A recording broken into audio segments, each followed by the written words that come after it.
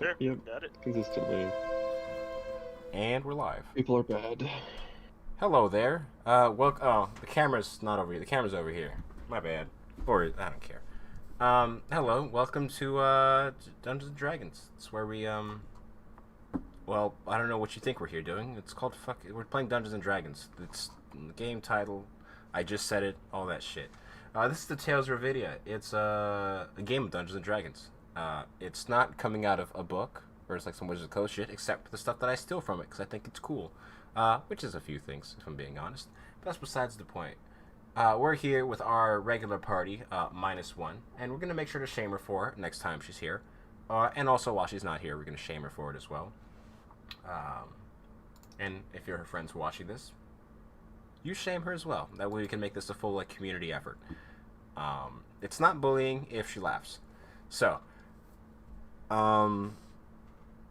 just to give a quick rundown of our party before we recap, right below me, as you can see, that's below me, because down is still down, left is in the right, only change. We have Ethan playing Juggun. She does things, she has daddy issues, and also undead ones. Semi-related. Oh my god. Fuck, I haven't done this in too long, guys. Like, can someone cover him for me? Really? You want to just, anyone want to DM for the next, like, 3 minutes? Fuck. Okay. Dog, I believe in you. Oh, fuck me. Below Jugga, Pat. we have us playing Sparks, the wild magic source of the group, who, hopefully, something gives him the feeling we might have a repeat of a previous situation in which the last time the party tried to secretly infiltrate into an area. But hey, who knows? Anything can happen. Sorry, we won, didn't we, the last time? You did. I'm not. You did. We won D&D. Yes. Yay. Yeah. We lived, they did not. That was more one. Well. Anyway. Well, to the right of Sparks, we have Haru playing Kalis. He's a good boy, and he's covered in good boys and gals, you know. He's got a complex situation, and by complex, it just means that he's a deer person, like a satyr, except more, and more deer. There's a fucking image on the screen. You can look at him. I don't know what to tell you. In some circles, yes.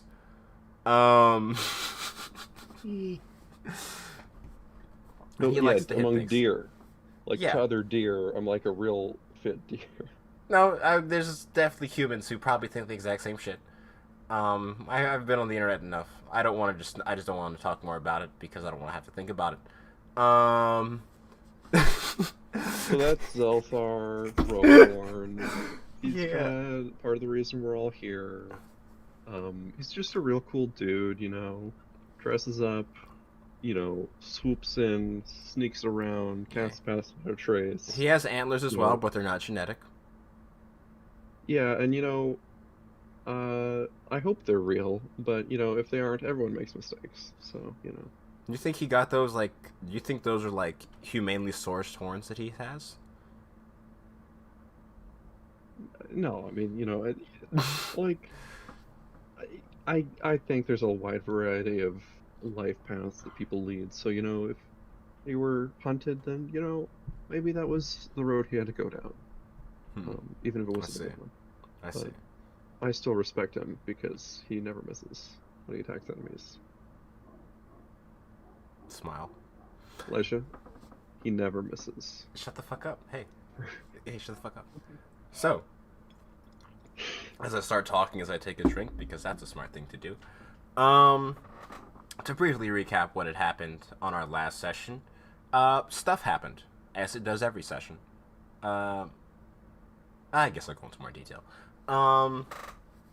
The party, seeing this giant structure in the distance, was like, hey, that seemed exactly like where we need to be going. This couldn't be... What else could this possibly fucking be? Because in the gamey sense, you know, that kind of makes sense. The big building, it looks all terrible and dark and stuff, and maybe the bad guys are there, who knows. They're gonna be really confused when they find out this is just a daycare, but we'll get to that later. As the party got closer, infiltrating along the actual tower itself, doing a little bit of investigating, the whole shebang and shebang, just a little bit of looking around, a little bit of a look and see. Weren't able to find too much, and were kind of struggling to find point of entries. It seems that this place was meant to be fairly well guarded, as prisons aren't really they're not really meant for people to go in and out. It's just kind of like their thing, and there's nothing against them, of course.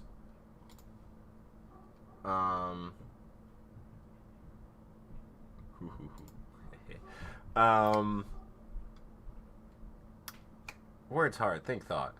So they decided to do what naturally any party would do, and they kidnapped and interrogated one of the guards.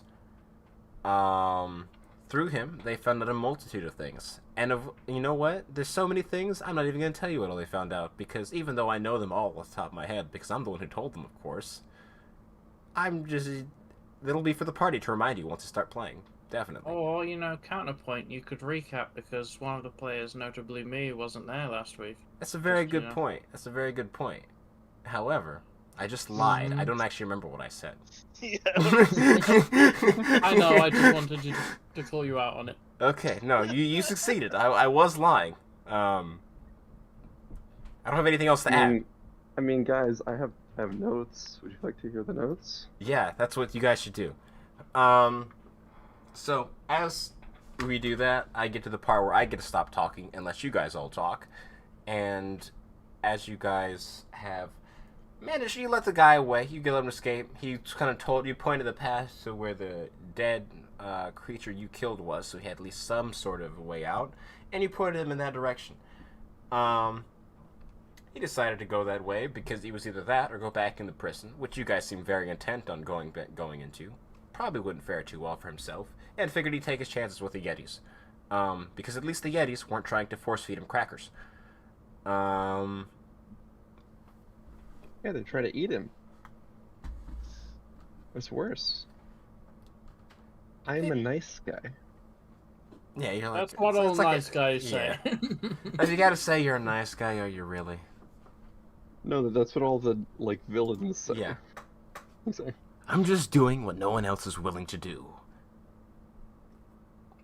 Feed this guy That too. crackers.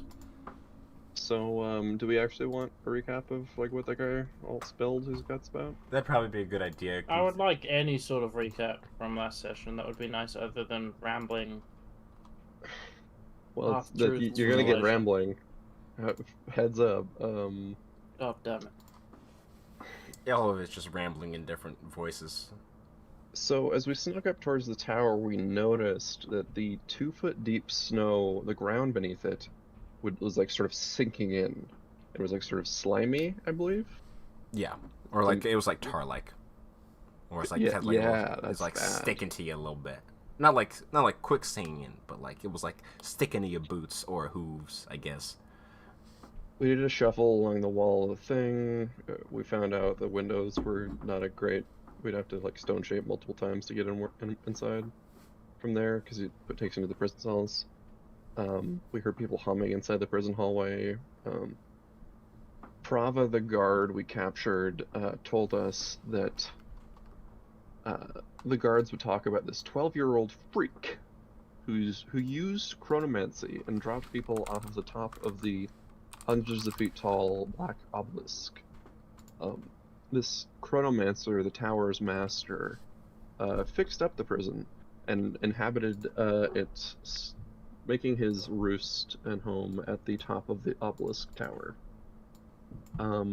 Occasionally, these black-robed figures will visit the prison. The only person who's seen the face of these black-robed figures was later found in the form of a puddle of person puddle. Cool. Person who was asking questions about the decay here previously got sent home on a boat alone.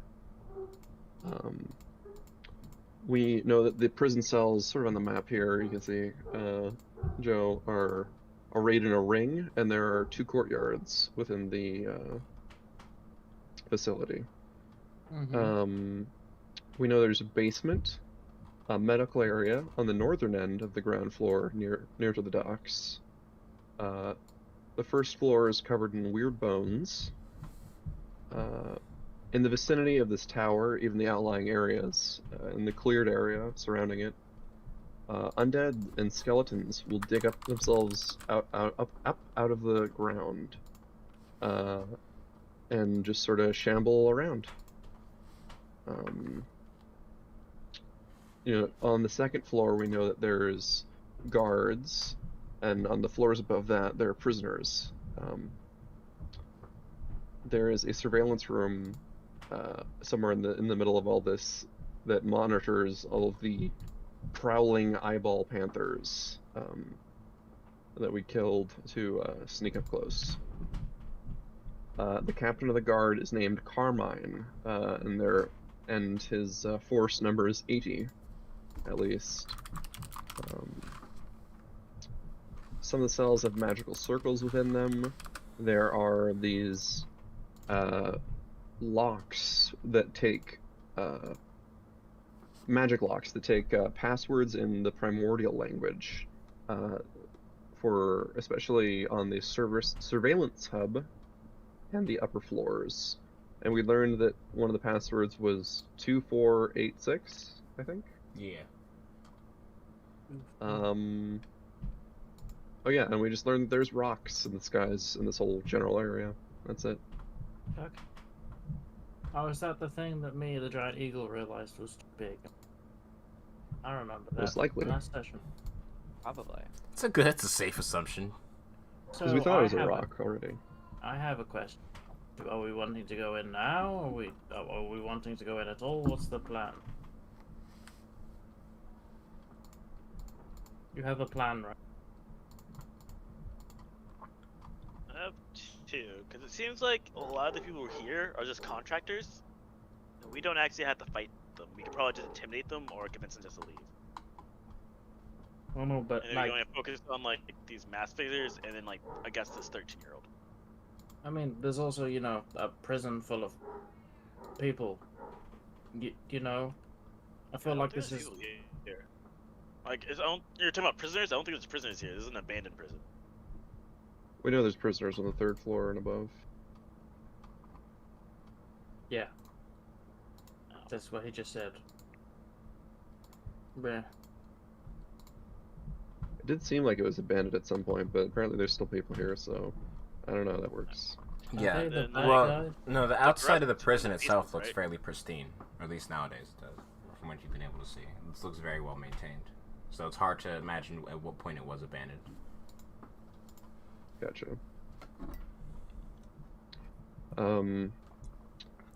Well, whatever our decision, we have to end this flight. So, I propose going up, meeting this supposed time mage, and meting out their earned reward.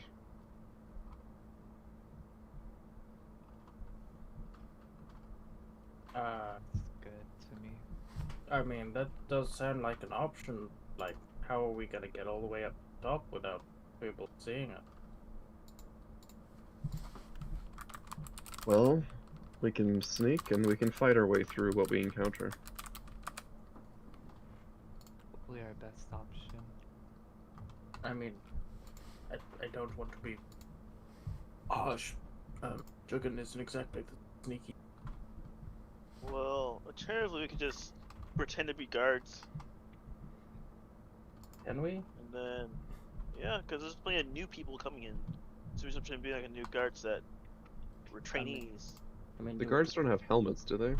No. I think I might struggle. Jogan, I really doubt that would work for me, Yes. honestly. We have not stealthy. We have 2 animals. The only person that could possibly pull it off is Taran and Zeltha. But Zeltha would have to take off his big crown and also probably dress up. Hey, have we got some guard uniforms? Have you managed to get any of them? There's no guard We have one, uniforms. Did you take? technically. How do they tell the guards apart? And we can have one from. Is walking away from us right now. I mean, he walked think away a you're little bit correct. ago, but I guess you could fucking. Yeah, coming out of the darkness. Get Hey, on you can back. go, but actually no. Do we really want? I a need your uniform? shirt, your shoes, and your boots. Can we really make use of a uniform if it's only one? It might be a little bit easier to walk the way out of stuff, and also to lure another guard in to take their stuff. Then we have 2 people, and then we could be prisoners, fully armed prisoners. You are right, but I feel a little bad, honestly. I mean, it's pretty cold out here, and humans don't exactly have much to insulate them.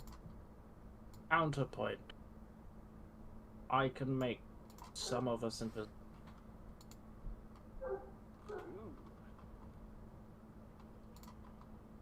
Is there magic inside of this prison that could detect it? I don't Probably. know. Because I know there's magic circles in the prison cells, so I wouldn't put it past them to have special eyeballs.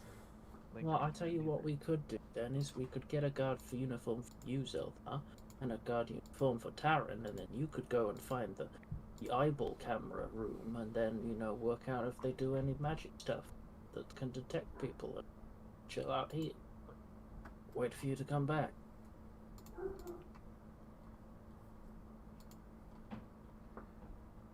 Sounds like a great idea, but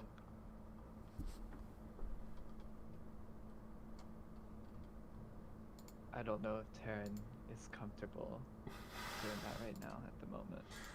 Yeah, she is staring forlornly off into the distance.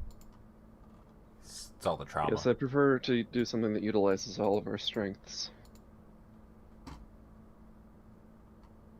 Well, I mean, if we're gonna enter and we're gonna try and be stealthy, I might as well try and follow you guys. We'll just go with that plan. No, unless you have a wish- better plan. Do you have a better plan? I wish Atomic was here right now. I wouldn't be guards. So bad.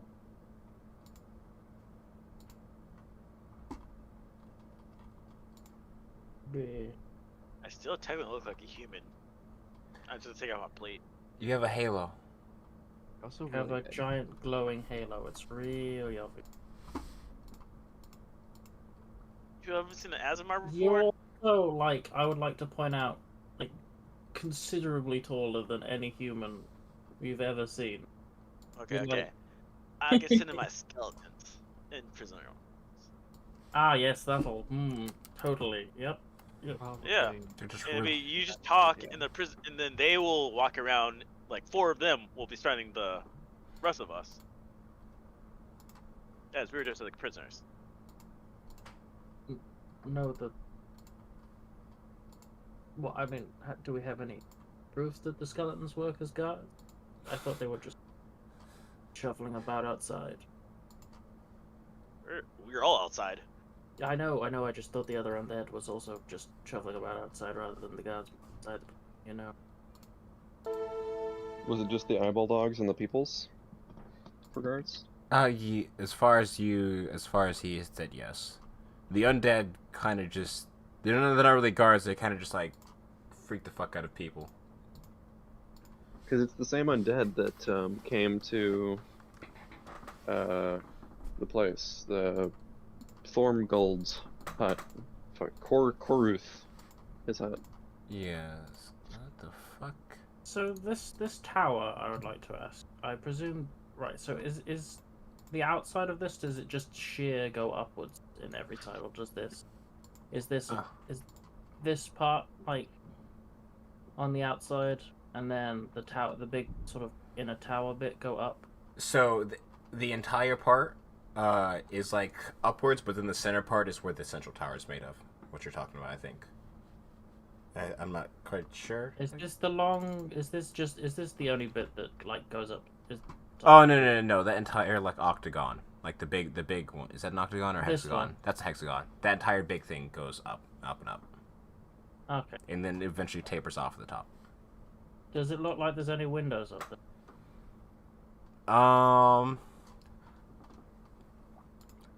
Give me a perception check. It's quite a ways up.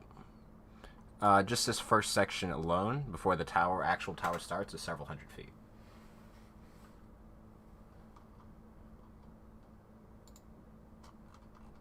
Why the fuck? Sorry, for some reason, everything on the stream keeps freezing. Like all the cameras and shit. I don't know what the fuck is up with that. I see. What? Well, my idea for out of character was that Bucks could turn invisible and have a look and scout around the outside of the tower if there were any weak point. That we could bypass a load of stuff and then I could possibly maybe carry you one at a time up. Or you know. Something like that. I don't like know. that idea. Don't know if I have levity. Can any of you turn into any creatures? Like polymorph? I can summon creatures. Can you summon a CR1 creature that can fly? Yes. Let me pull that up real quick.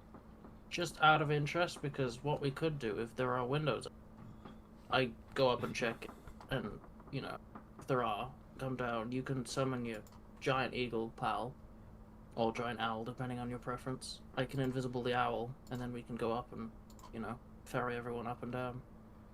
Okay. I can summon 2 CR1 creatures. Mm-hmm. They beasts? Yes. I can summon 2 giant eagles. So And then once we've used them to get to the top of the tower, I guess you can send them off to be distraction. Eyeless Panther. Eye Panther. right. Oh, I have the griffin figurine. Turns to a griffin.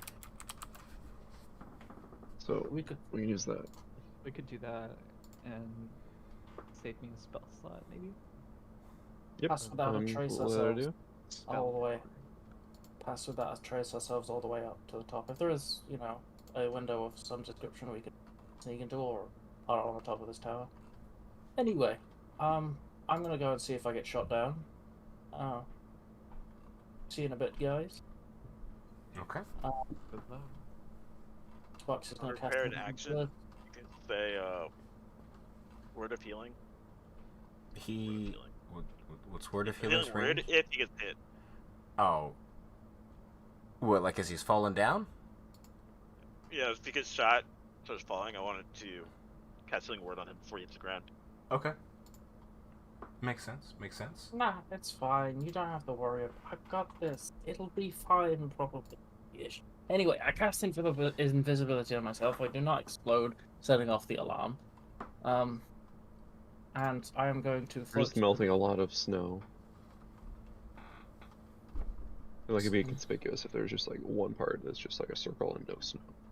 That's true. Like extra muddy, dark ground, and like it's white everywhere else. It'd be really suspicious, actually. It's a good point that you mentioned that. The large explosion. That might also that give and it the away. explosion. I mean, of course. Well, but, yeah. like also But, the like- crop circle.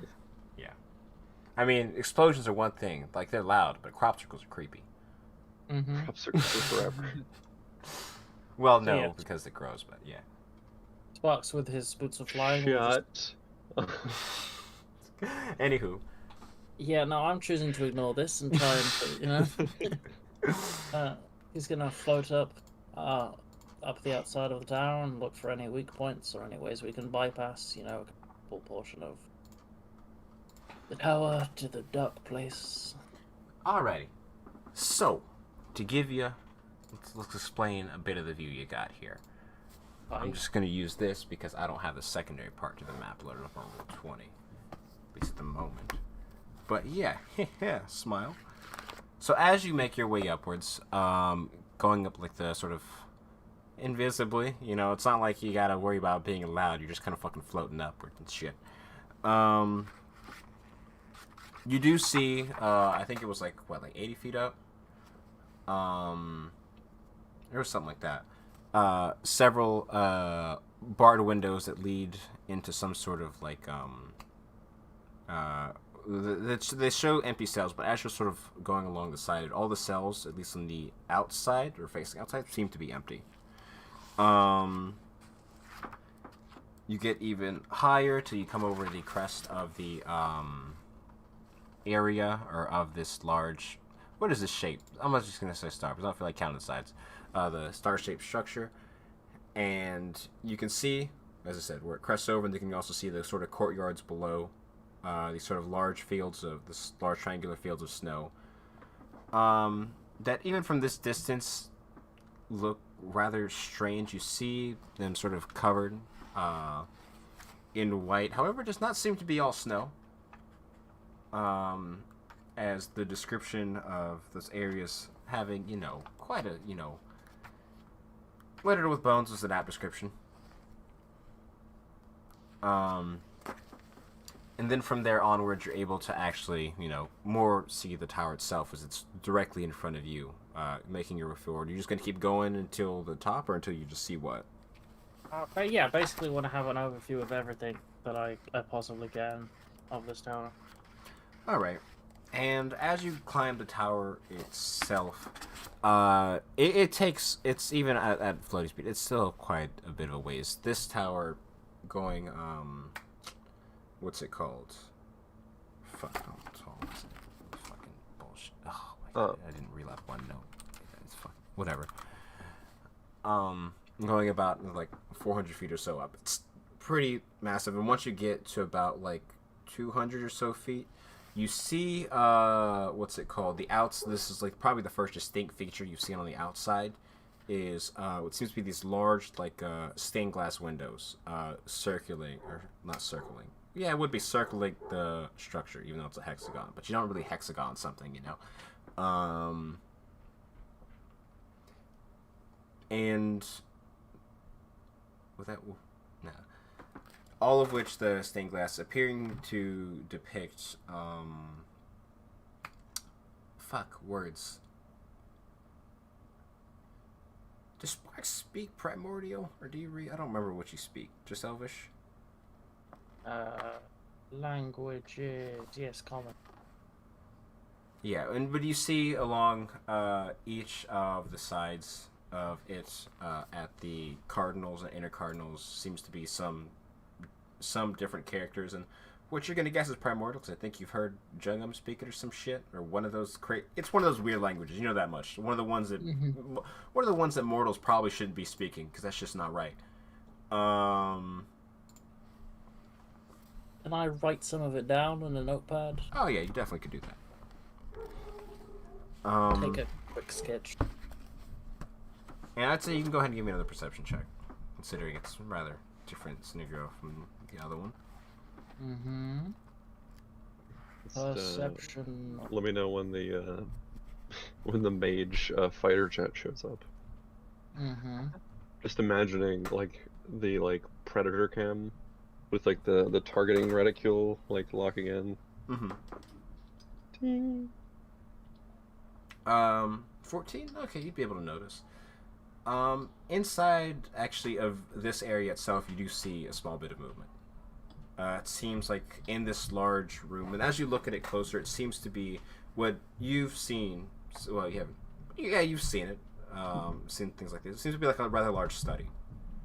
And in the central area of this room seems to be a figure just seemingly going about some notes. Fairly inconspicuous outside of that. Just seems like regular routine stuff. Mm-hmm. Cool. No dark hooded figures that were mentioned, just no. No, it just seems to be the single figure. Any wizardly vibes that I get from this person? I mean, he's reading. I mean, yeah, but is he, wearing what I would usually associate with wizard robes? No, they're wearing rather plain clothes, actually. Almost like what's it called? Not exactly like commoners' clothes, but like a little nicer. Like they don't look like fancy or like nobility, or they don't have like the big robe and the tall pointy hat. It just seems to be The casual attire. 12-year-old? Is he older than 12? It's a bit hard to see through the window, given it's stained glass. You know, it's kind of hard. It's to get like a full picture of him, but he seems to be at least a slight figure. It's hard to tell if it's like a fucking 12-year-old though. I don't know. I feel like from body type you would be able to tell most. Hey, I've met a lot of girls that are like 4'10", and they're like fucking 30. Yeah. Oh, okay. Fine. Does it? I'm just saying, it seems there's more than ever these days. So is vague male or female shape? I'd say male shape. You could vaguely, yeah. Okay then. Am I at the top of the tower now? Male No. shape is under dad bod.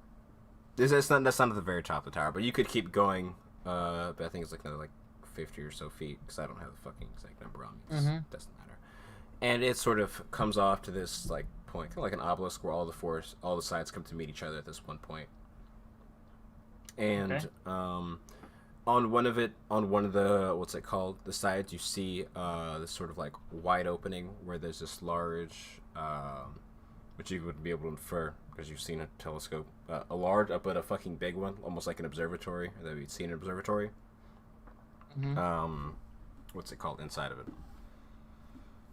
Okay. Does it look like you could gain access from the roof? I mean, yeah, it's open.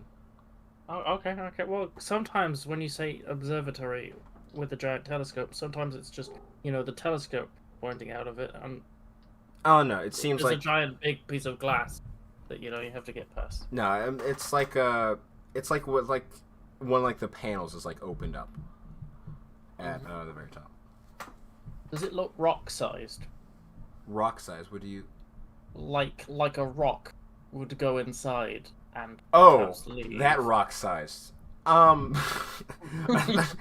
thought you meant like as in like a fucking like a bolt or like a pebble. Yeah. Not a very big rock at the very least. That'd be a bit of a struggle. Okay, does it look griffin-sized? I wouldn't say comfortably, but sure. Cool. At least to fit through, at least. But like you can see past. It seems to be more room once you're actually inside of it, or inside that area. Okay, I would like to, with my eyes, just fly up to this area and look down from the open bit. What do I see inside this? Inside the what? I'm sorry. Inside, looking from the open point in the observatory. Oh. Basically, just want to get on the edge and look down. Yeah, What I see. my headset cut out, so I didn't hear you.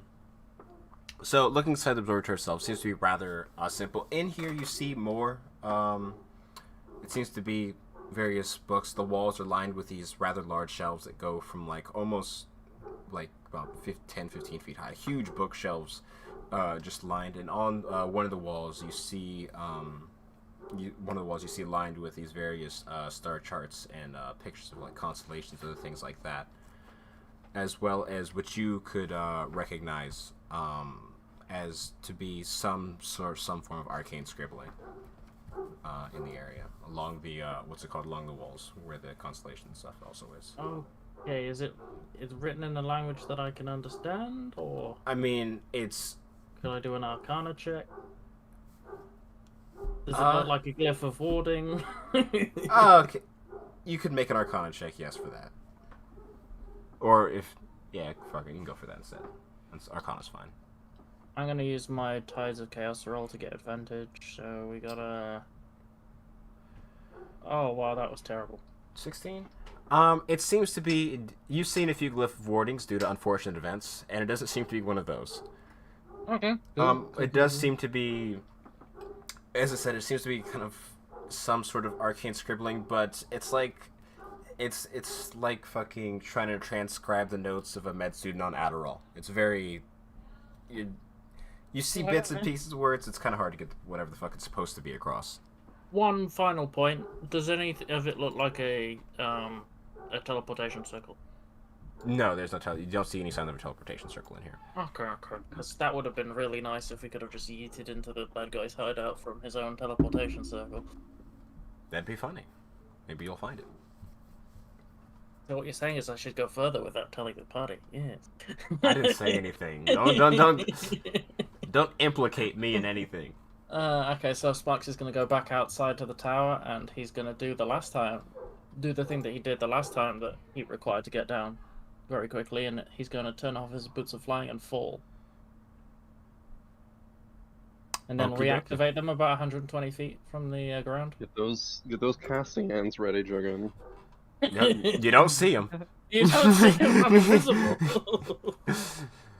But yeah, you guys hear a slight, and then it just stops for a second. He's flying through the air. And I would yeah, like to stealthily come up on Kalis and try and tap him on the back. give me a stealth check. Scare him, basically. Give me a stealth check. It's at advantage because you're invisible. Yep.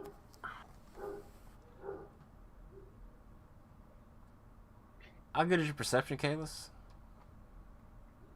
My passive perception is that what we're after? Yeah. It's gonna be... Well, it's not gonna be that. It's like a 15. Oh, okay. So yeah, as you guys are sort of thinking to yourselves, man, that motherfucker's been gone a while, huh? As Sparks, you've been gone at this point, probably a period around maybe almost like 8 to 10 minutes, sort of because it's rather large investigating the whole area. And you're able to quickly descend back down as your party is caught unawares. They're all sort of just staring up at the side of the wall, a few of them sort of keeping their eyes on case anything that might be approaching, but you seem to be unnoticed. Yeah, I sneak up behind Kalis, and when he's looking deeply at some sort of tree far away, I just go into his ear and touch him on the back. Oh, Hmm.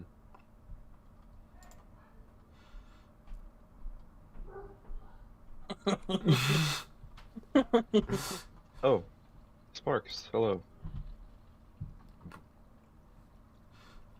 Disappointed. So, yes. The I'm surprised to information. see you there. I thought you were... I mean, you still can't see me. I am floating. Yes. Sight you. You know what I mean.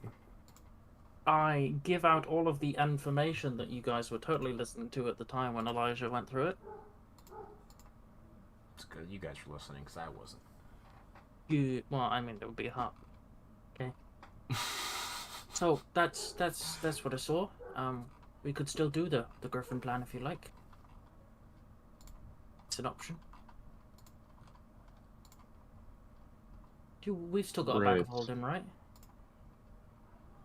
But Sparks, something that this plan doesn't account for is if the source of the blight is in the basement. We don't know what's down there, but we know it's Wait, there's a basement? probably not Never good. mentioned anything about a basement. Yes, we made the man squeal about it. Oh, no, you didn't. Out of character, you never mentioned a basement. I mentioned a basement. It was there's a lot of rooms in the thing.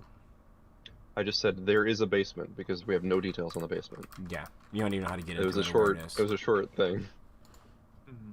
Maybe in the basement you have to get in from the... I don't know. Has anyone, actively just tried to walk up to these guards and say, hey, what have you got here? No, we did not try that. I was suggesting it, but Taryn and Kalis were very heavily against the idea. Do we get good vibes? Just general vibes that these guys are the bad guys. These guys Yes. are not I did doing no not get buena that feeling. things. Just that was more of a DM question than it was you guys. I mean, you haven't seen anyone doing anything, but it's like the Dark Tower in the middle of nowhere with a whole bunch of people surrounding it. Like, Hey, they can't. Like- you haven't seen him do Remember anything. the prowling ring of eyeball dogs and the ground that's like tar? Yeah, there's that part. Yeah. But there's also like a whole bunch of people up north. I'm assuming it's north.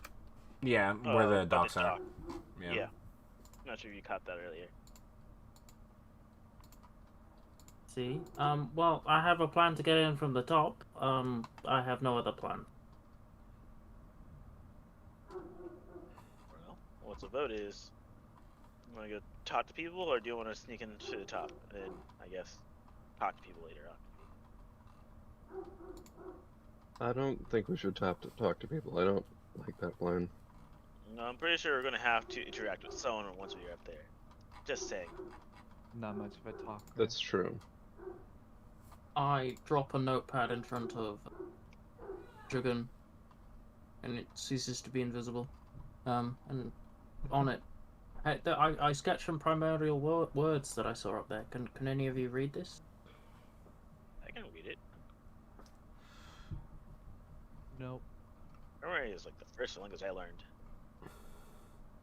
Weird I had kid. to begin reading it.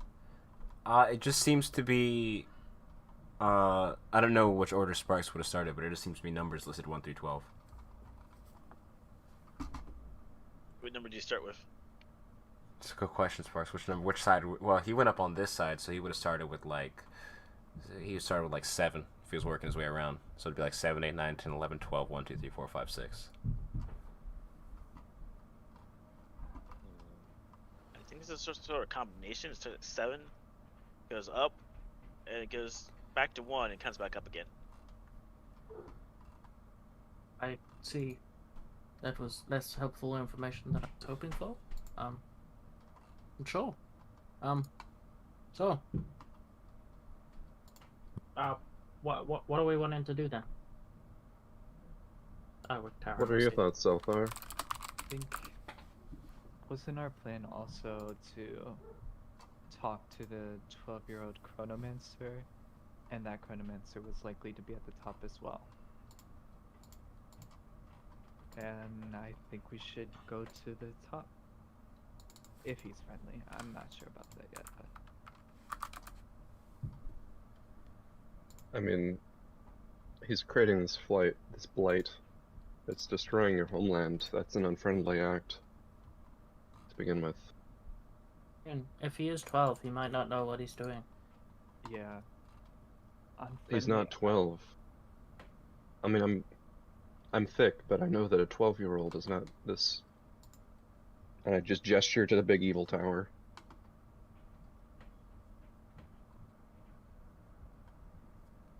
There's a lot we don't know, though. Like, somebody could potentially be using him. I don't know. I mean, best ways to find information, and by that we could do a full frontal stealth mission into the top of the tower. And then we could totally get away as well. That's a thing, right? So how does that work? Like, how many can the Griffin carry? How many could a Griffin carry? Griffin could carry. I think it could carry 2 people at a time, if I remember correctly. Okay, so I've got a bag of holding that's effectively empty right now, so we could put some people inside and then fly up on the Griffin, and then get them out when we get to the top. Like, How long did it generally, take Sparks to party fly does up to the not top? like that idea. The Griffin's got 80 feet of flying speed. It could move pretty fast. You have 10 minutes of air in a bag of holding.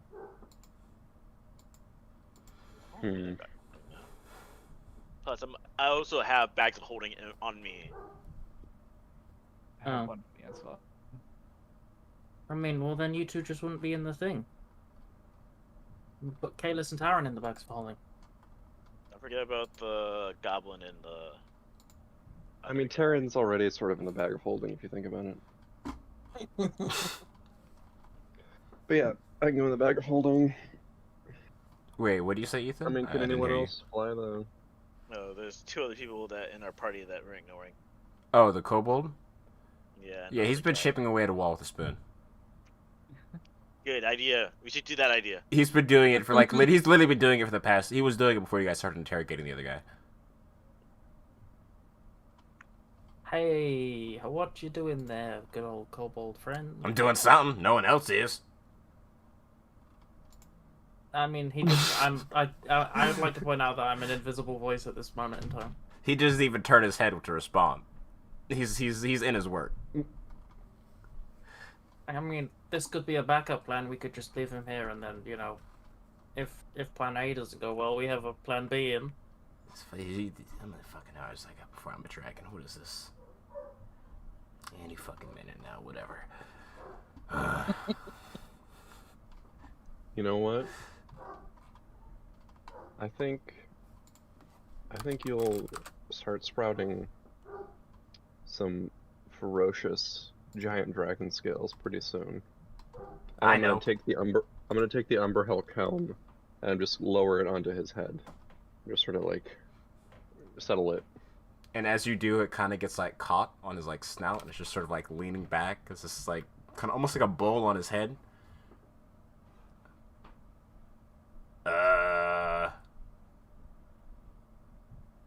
All right, You'll it's do cool. great. Whatever. And of course,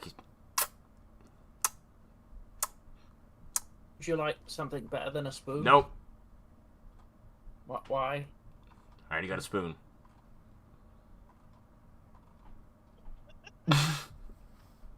I don't have anything for that. I don't need that. So what is Pickaxes. Dizan cool with going in the bag of holding? Oh fuck! No, he didn't leave. I thought he. No, yeah, I Hey, should have made him do Dazan, that. do you have any ideas that we could get into this tower? Oh, smart and powerful wizard. You could go in. Let me think. Yes, DM, think. You could just lift it. Break your own plan, do it. No, you can't lift the tower.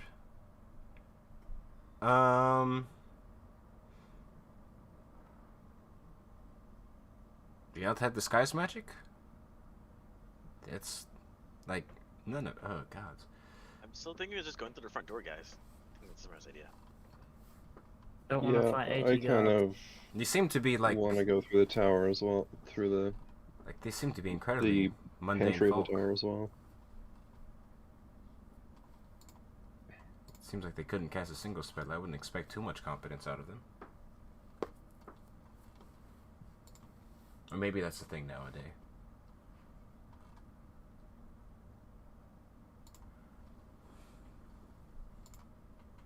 But yeah. If what is it? Zelthar just wants to go to the roof. I'll get on board with that plan. Okay. Or we could split the party. Worst case scenario, just jump off the roof. All right, guys. So does he get in the bag of holding? Zan. That wizard. Sure. Like, if it fits. Yeah, why not? Oh, yeah, I do need to breathe now, but it shouldn't take long. Zelthar, can you handle this? And I say, a light! You're just sort of like shouting it, but like, a light! You know, it's like a command word. You have to, Yeah. emphasize it, but you can't. You have to like Right, bellow yeah. it. But and then poof, there's a giant golden griffin, bronze griffin even. I think I've flown worse. I'll try my Fuck best. is you? It's just an elvish camp, Elijah, okay? So I take the bag of holding and I just sort of like pull it up over my leg, like I'm putting on one leg of a pants at a time, and then I step in my other leg into it. And as you, And, yep. And as you put Hope you guys yourself are ready. inside of it, it's a rather strange feeling. Feeling cramped while also in your own like little space, because you're not touching anything or anyone, but you feel still like the emptiness of this fucking magical void pushing against you. As you know, a lot of people in one bag. But nonetheless, you guys managed to figure out. So who's hopping upon the griffin? It's Dragon and Zeltha. Zeltha. I'm casting invisibility on Whoa. myself and the griffin. Because anything that the griffin carries or is worn is invisible, so they're Yeah. invisible as well while they're on Oh, top of it. cool. Makes sense. We're just floating. That would be funny. Alrighty. Is that all you guys doing? Just flying up? Mm-hmm. Yeah, it's cool. Yep. Alrighty. So, as you take a second to work your magic and then take to the skies. Yep. Okay, you're good. Don't worry about it. You guys, eventually a few minutes go by. As you guys can see, what's it called? The sort of vista more clearly now, having this sort of, what's the word? Like this sort of bird's eye, pun intended, point of view. As you can see the sort of large body of water stretching out in front of you, as well as the massive mountains. sort of to your backs. Eventually, you guys are able to make your way towards the top. You pass the stained glass windows from that Sparks had originally seen, making his way up the tower, and you still seems that the figure is inside of there, doing the same sort of menial task that you had seen them previously. And without too much difficulty, you're able to make your way into the tower. Can Nice. we? Into the observatory. I wanna. While I'm in the bag of holding, just for kicks, I'm gonna try and grab Sparks. Grab his hand. I'm not in the bag of holding. He knows. You just said you were in the bag of holding. Who's in the bag of No. holding? No. Hair. Oh, yeah, because he can just fly normally. Yeah, has I can boots just. to I'm fly. gonna fly back up normally. But you're in the bag of holding with Rowlin, with the wizard guy, and you. You can always like reach your hand out of the bag of holding, try to grab him. Karen. I mean, I'm nowhere near you guys. I am much slower flying than the fucking. Yeah, the Griffin Oh, flies Griffin like is. the Griffin flies Wait, like 80 whose bag of feet. holding you in? Well, whatever. I'm gonna try and grab Taryn's hand, because like when I get pulled out of the bag of holding, I want to come up like you pull one out and they're holding on to the next. And Oh, they like come the out little and barrel hold on to monkeys. the- Yeah. So you know how bag of holdings normally work. You just say what you want and you kind of No, grab it. I don't. I do not Oh. understand that. Well, fuck. Well, luckily it's intuitive. Um, as you sort of, UX design. yeah, you just have to manifest it. You know, you have to believe this is what you want if you ever want to get it. And as you think, hey, where's Terrence? Suddenly you feel what's it called? That'd be funny. Nah. Yeah, you reach around for a second and you definitely feel at least what's like is like Terran's arm as you're like, that's a person, all right. Skinny, but not elf skinny. Definitely doesn't shoot a bow. Okay, must be Terran. Then you hear a bit of swearing from someone clearly surprised, and you put the pieces together. It's probably Terran. Hmm. So yeah, I'll just hold under her arm in this midnight void of nightmares. Of this dimension, I always thought it was more like sort of a greeny, whitish, wispy color. I don't know why. Rather than a void. It depends, because See anything in technically here? you don't see anything. No, it's an extra dimensional space. There's nothing there. Depending on how you want to do it. Some people it's actually just it goes to the ethereal plane, and that's where like most demi-planes go. It goes to the deep ethereal, which is different from the normal ethereal.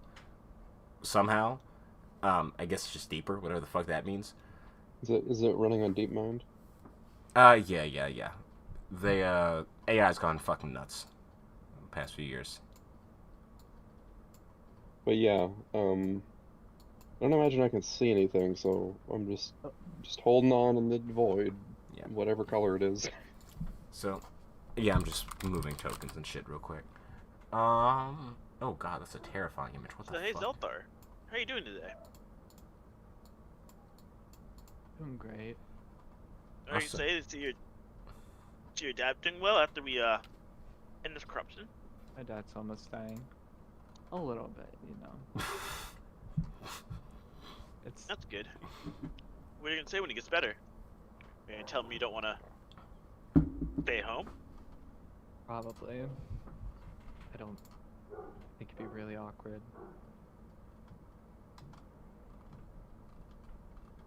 Ah! It just occurs to me that this is the plot of Hot Rod. I'm not familiar with that movie, but it sounds vaguely familiar. It sounds slightly familiar, just enough to where I feel like I should get the joke, but not familiar enough for me to actually have a reason to laugh. Full beans. You can't die of heart cancer. I haven't kicked your ass yet, Dad. Okay. Okay. Cool beans. Cool beans. Alrighty. So, where's the map? There we go. As eventually you guys manage to settle on, sort of swooping into the observatory.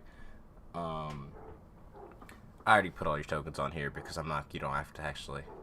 What is this? No, you didn't. You did not put all the tokens on here. I mean, I the, just- the other ones are in the bag of holding still. Yeah. Yeah, they are. Are you taking the skeletons off the bag of holding?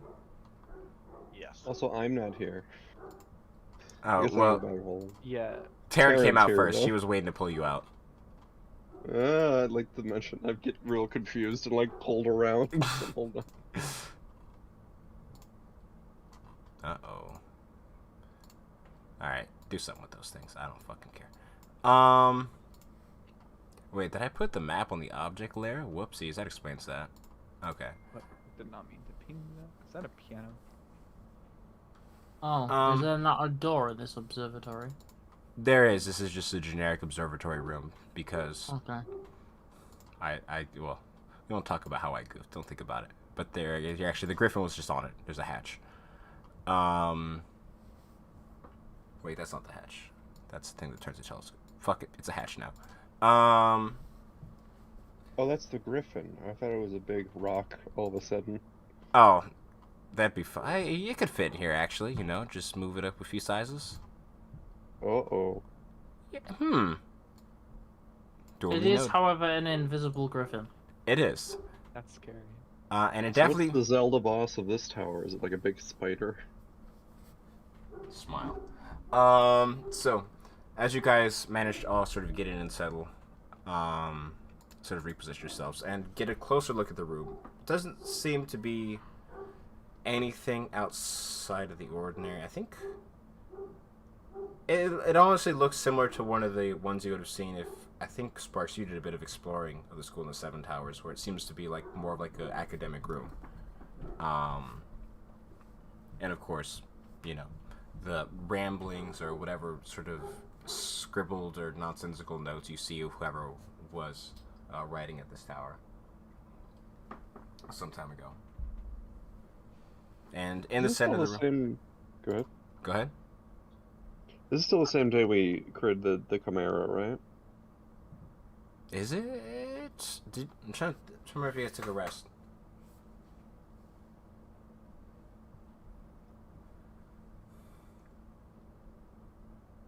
I don't think we've done much today because all I did was fly as a polymorph. I think this is the same day as the Chimera. I don't have any rests taken down recently. Yeah. And yeah, seems to be a room filled with books, scrolls, whole bunch of shit. Unless you're looking for something in particular. Or what? There's a statue here, right? That's what this is, a statue? Or is it actually there? No, it's not actually there. This is just the map I found because it had a telescope in it. And I didn't fucking, yeah, no, I didn't read it on Old Dungeon Draft yesterday. Because, as I said, wiped my whole PC, and I'm done. Where the fuck is my phone? It keeps going off. We're saying there is a door downstairs here, right? Yes, there is. Yeah. And that sort of leads to down below. It's a sort of large little hatch. Okay.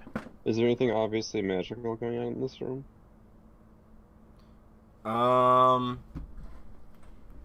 Obviously magical. Are you using your what's it called?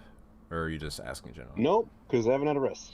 Oh. There's magic a lot in the magic tower. It was opposite down. Wait, you guys have rested since the magic tower, have you really not? Yeah, we have. We have rest since the magic tower. Wait, yeah, I'm trying to think. I feel like you had to have had. Yeah, we long rested immediately after coming out of the tower, and then at the start of the day, I polymorphed us to start. Yeah, because then you guys went back down and then did more shenanigans. But wait, was that Chimera then? No, yes, I remember. It was the Chimera. You guys came up, you buried the Chimera, you rested, then Sprice went down and did a whole bunch of stuff that doesn't, the consequences of which haven't resolved yet. Hey, I'll take I'm sorry, what? if you want. What? What? I just like the way that you say the consequences haven't resolved yet. Yeah, it was intentional. Yeah, I know. I'm saying I dislike it. Yeah, that's why I said it. So anywho, I said, oh yeah, you guys, I'm sorry, did someone ask me a question, or am I just fucking dog brain? And they obviously magical stuff. Yeah, on that note, I'll just use the ability. Can I just open up that hatch and peek down that? Oh yeah. Thing? You definitely down can. there? You do so, you're able to. There's this sort of slow creaking sound as the metal grinds against itself. Starts to like.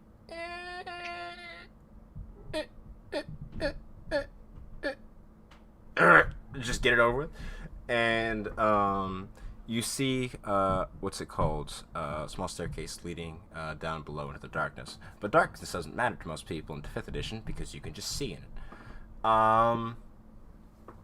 And looking down, it seems to be a sort of room filled with his various sort of gears and other machinations. A very almost looks like steampunky, but instead of like this sort of like the oranges and brash colors, it seems to be all these like sort of like darker colored metals and like almost like black pipes that fill this area. And for your magic thingy, it tells you the school of magic that it is.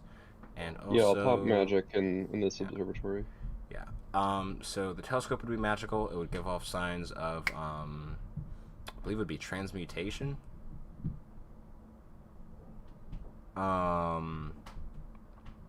What's it called? And you would also, there'd be various scrolls in the room as well, along some of the tables that would also give off magical auras. 2 of which would be, bum bum bum. I need to look at the School of Magic. Shit, I can't read. Oh, there would be 3 divinations and 1 that is illusion. We'll take all those scrolls and give them sparks. Yes. What do they say? Excuse me. You would see a scroll of true seeing.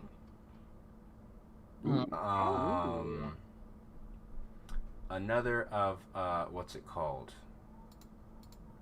Fuck. Words hard. Fortune's favor. That's that fucking. It's the one. How do I don't know. Gives you what is it? It gives you advantage on anything. It gives you your sorcerer luck. Yeah, magical exactly. thing. Yeah, it is actually luck, not advantage. It gives you. Let's see. The last one for the the divination would be a scroll of. Wait, is this clairvoyance or scrying? It is. No, it's scrying. Ooh. And lastly, there was 2 illusion ones, if I remember correctly. I think you said 1, but Did I say 1? I'll take 2. Depends what you want to do. Okay. Yeah, I feel like I said 2, but it doesn't matter. It's Dream and Magic Mouth. Ooh. So, I can write those down for you unless someone else got it just then. Magic Math's like something that lets you leave a message, right? Yeah, kind of. Yeah. You put a magic on like an object or something.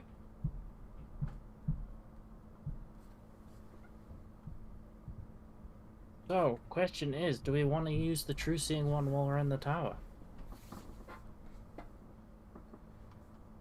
How long does it last? An hour. Yeah, true seeing lasts a bit.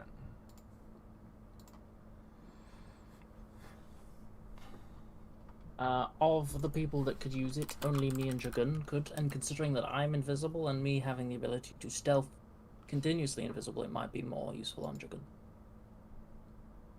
I like that idea. If you think we should Sure. use it now. Yeah, let's do it. Hmm. Do you have a hold us on this, Mr. Killis?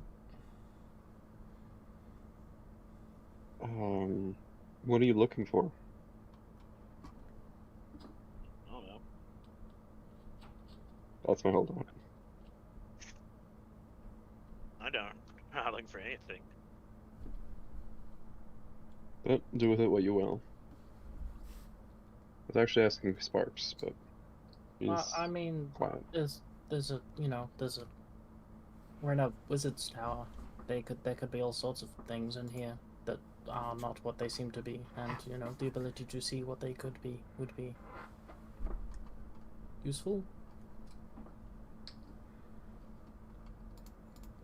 We are not made unawares, but I could just keep it if you want. It's up to you, Sparks. And also, you know, hidden doors in hey, why is it up to me? Because you're the only one that can cast arcane magic. She can cast arcane magic. Well, some spells there's a crossover actually. Who are you pointing to? Jugan.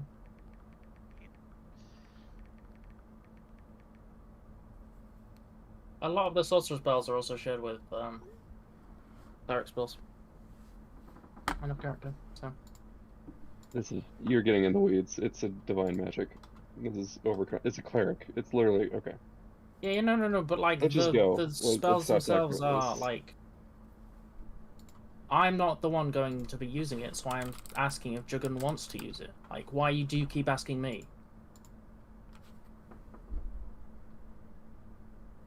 I don't mind using anything. I'll use it right now.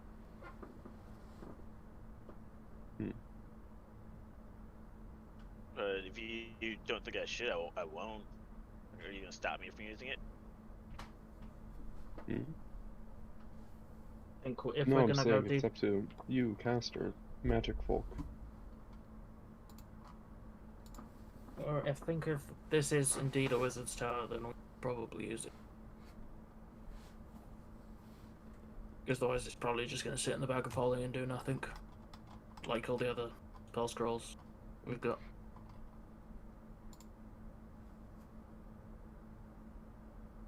So, Jugan, are you using it?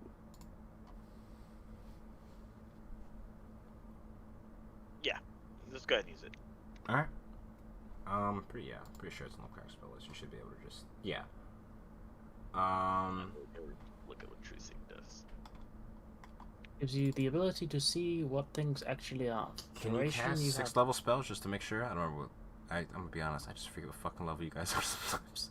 I have the 6th level spell, so I presume So Jugan yeah, does it this time. yeah. I just have to, because otherwise if it's above your spell level, you have to make a check for it. But yeah, you're able to cast a spell with no difficulties.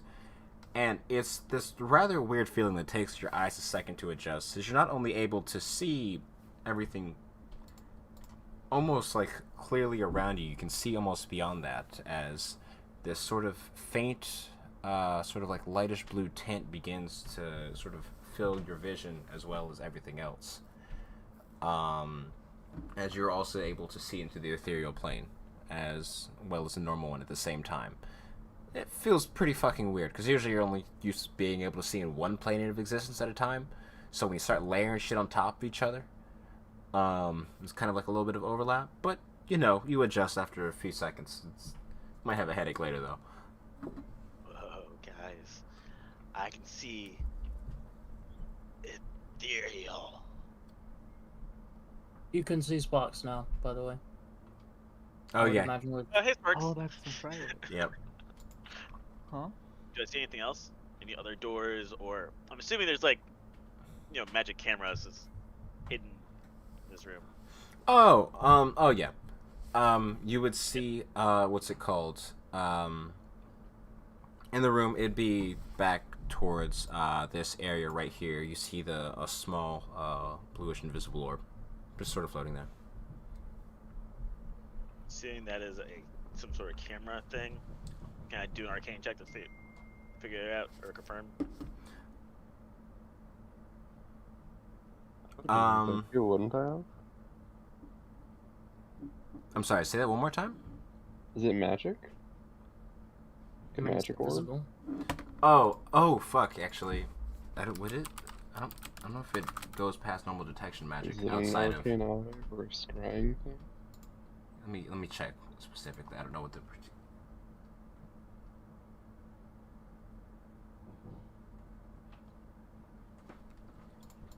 Wait a minute. But if he cast that on us, so he shouldn't be able... Okay. I'm stupid. I was trying to remember why. So you would able to see what exactly you're trying to find out, just so I can ask one more time, because it's weird. It's not. I think there's an orb there, right? It is an Magic orb, orb? yes. It appears to be Yeah, magical, is it- yes, because it was fucking invisible. Is it a camera or like I'm trying to figure out what it is. Oh, give me an I'm Arcana assuming check for it's a that. I'd yeah. say. I'm assuming it's a camera though. Come on. I got a 9. It's a magic bug. Looking Not a at camera, it, just a literal bug that is magic. it's quite hard to tell, because while it does give off, what's it called? Definitely the sort of like a more like a feeling of like divination magic. The magical aura or signature of it seems to be a little bit irregular, like almost like it's not there. How do I explain this? Because would you? I'm trying to think if you'd be able to Did fucking I sense it. tell it's divination magic? I would say at the very base, because you have these spells on your spell list. Okay. Well then we'll let team know that there's an orb of divination right there. Like you would notice, like it's reminiscent of like the casting of like something similar to like clairvoyance over an area. However, the magical signature of it seems to be rather different. And you're actually kind of surprised that Kalos hadn't noticed it when he cast his detect magic, because usually that picks up invisible objects even then. I definitely didn't notice that. No, when I cast this one. that's correct. Okay, so like out of character, I'm No, wondering if do that's it. even a threat, because if it's a scrying thing, like it wouldn't be looking at us because it's on the ethereal plane. Theoretically, it's the stuff that's there or something. I don't know. Unless it could see through the plane. No, somehow. it's on the material plane.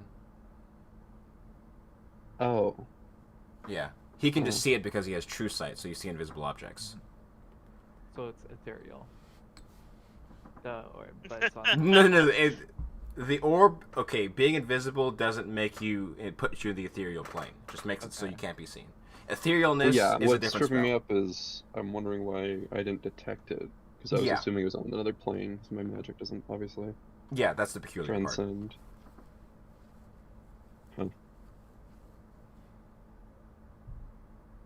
Well, there's like people on us. We can proceed downstairs. No? Indeed. Who wants to You lead the li- way? I mean, you're the one with the ability to see invisible things. Sweet. Alright, I want to peek my head down the hole. Do I see anything? Sorry. A little gulper. Put upside down. You're upside down. Why? You could just. Why are you? Okay. Are we sneaking? That's a good question. Are you Yeah. stealthing? But I want Are to we see. stealthing? Not really. I'll sneak if we're sneaking. I wouldn't know because I have a My spell. default is not to sneak unless someone tells me otherwise. So I'm just gonna poke my head down just to take a look. It's just the stairwells like Hogwarts, so we gotta descend. I think we should sneak. I think you we should guys? sneak too. All right. Go ahead and give me stealth checks. I'm gonna do the pass without a trace. Okay, so passing. Exactly. Ability checks. 31. I've got disadvantage. 31. Hey, that is 33. Wow, how is Kalis? I'm Dragon. Wow. Wow. Wow. How is Kalis? That's a good question. You should ask I mean, yourselves how is Kalis? after the like, game. I mean, You can't how see did you me. roll I higher than disappeared. us? He's gone. You see Yeah. Kalis there, and then Ray Kalis for a second, and you forget where you are. Like you're just poof out of there. You know how I rolled higher? Skill. No, I realized I had advantage, so we rolled the same. I Yeah. have a neutral because I have boots of the elven kind. Mm-hmm. I'm proud of you, Dragon. I'm proud. Look at her go. She's Yay. average. Well, 20 isn't average. 20 is good, but the plus 2 is. Anyways, so I'm off. I'm tired of talking shit. As you peek down the hole, sort of looking at the area behind you, as this sort of hexagonal structure sort of widens out, and you see the room in front of you, and it seems to be looking straight down because you can see clearly now. It's like, it's like you're seeing a whole new world, literally. Um, you see this, as I described earlier, these sort of large metal pipings and gears, as well as these catwalks that seem to be spiraling down side of the tower. And from what you can tell, it seems to be spiraling down maybe like 30, 40 feet. No, it wouldn't be that tall. It'd be spiraling down for maybe like 25 feet or so. Before it, what's it called? It goes over and opens up to a, what's it called? Fuck. Words hard. Think thought. Before a, hallway in which the some sort of stone staircase emerges and verges off into two separate areas.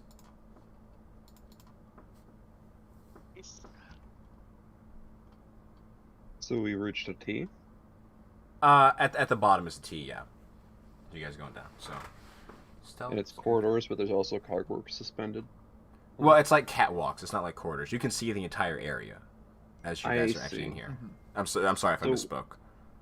How big's this chamber about? Fuck. What's the diameter of this area? Let me check. You just say big, medium, small. It's fairly large. It expands out quite. I would say as it sort of like widens out, it's about basic math. Also, just so you know, Ethan, your sister's talking in YouTube chat, and she thinks your character's very cute. Aw. Also, I think she's making fun of your name being Afro Machine, and it's asking why this way you didn't cut your hair. I saw it. I felt the need to share it with everybody because I wanted to do that for you because I'm that good of a friend. How you doing, sister? It shows her name. It's Jessica Albert. Oops. That sister. What? Wow, good talk. Oh. Yo. That sister? Okay. Hey, you gotta deal with that, not me. It's about like, I would say, if that's that, it's about like 90 feet across as you guys are coming down here.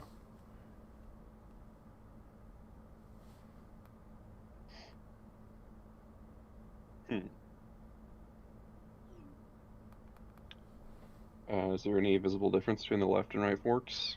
No, not really, but you do see a sort of faint blue light coming from both sides. Like, Let's go left. Let's go right. Or let's go left. are you bringing the griffin with you? I presume we psychology. just left the It Griffin doesn't off. fit. I'm just Yeah, checking. I well, just wanted to see. We like. He's our ride. He's the escape getaway driver. He's the Uber. He's gonna stay there for 5 hours. I give him a pet and say goodbye. Well, I mean, he's going to turn back into a statue in like an hour, isn't he? Something like that. 5 hours. Or is it 5? Or That's why I said 5 hours. That's plenty of time. So let me just. Oh he's my. not going to be invisible in an hour. Elijah, why do you keep fucking doing this shit? What rain? As a wise man once said, good enough. Alrighty. So as you guys begin to make your way downwards, very quietly, not having to worry about what little creaking is coming from the ground as you guys sort of press against this metal. Seems to be rather well maintained. Don't have to worry about any of the sort of loud sort of squeaking or anything like that. Dislike the what's it called? The sort of hash at the top. And eventually you guys make your way downwards and you see where this blue light is emanating from. Bum bum bum. Give me 1 second to do the thing, or I do the thing, and I do that thing, and boom. There we go. Like, to roleplay the stealth, by the way, Kalos is just like dangling from beneath the catwalk and just like monkey barring it across, just like silently. It's terrifying. We need to get you boots of spider climb so you can just fucking, do that from the ceiling. And it's quite confusing because as you're watching him, there's clearly no need for this because he's gonna have to climb back up on the top side in order to actually get into the area. But he's having fun, so no one questions. And in fact, I'm introducing new hurdles for myself because my antlers are very tall, but I'm clearing them flawlessly. The antlers don't hit a thing. So like he's got like his head like down like this, and he's kind of like, so he's not even looking where he's putting his hands. He just fucking knows. That's kind of like, Yeah, that'd be weird. it's kind of impressive. That's skill. Yeah. It's creepy. Zelthar's probably helping a lot too. In front. Right, low. Right. You hear almost like a slight eep as the kobold steps on your hand. You brought him? Oh, did you? I don't remember. I mean, we asked if he wanted to come, and he seemed very. He was doing spoon. Oh, okay. Yeah, Spooning. he's still spooning then. He should be He's- done in a couple days. He's the only one of our party that's gonna survive this. Probably. Alrighty. This is okay. I call dibs on playing him as a character. If we all. Oh god damn it! You can't do that. He's gonna be a dragon. You can't play a dragon. Oh, I mean, damn. I don't know. I played plenty of kobolds that believed they were gonna become dragons at the end. Yeah, but this one is right. Your series of character sparks, stripes, and now spoons. Oh my fucking god. Shut up, Ethan. What? Why? So, He as likes me. as you guys begin making your way down the staircase, you guys went down the left one. I'm gonna be honest with you, Chiefs. It's a little crowded, you know.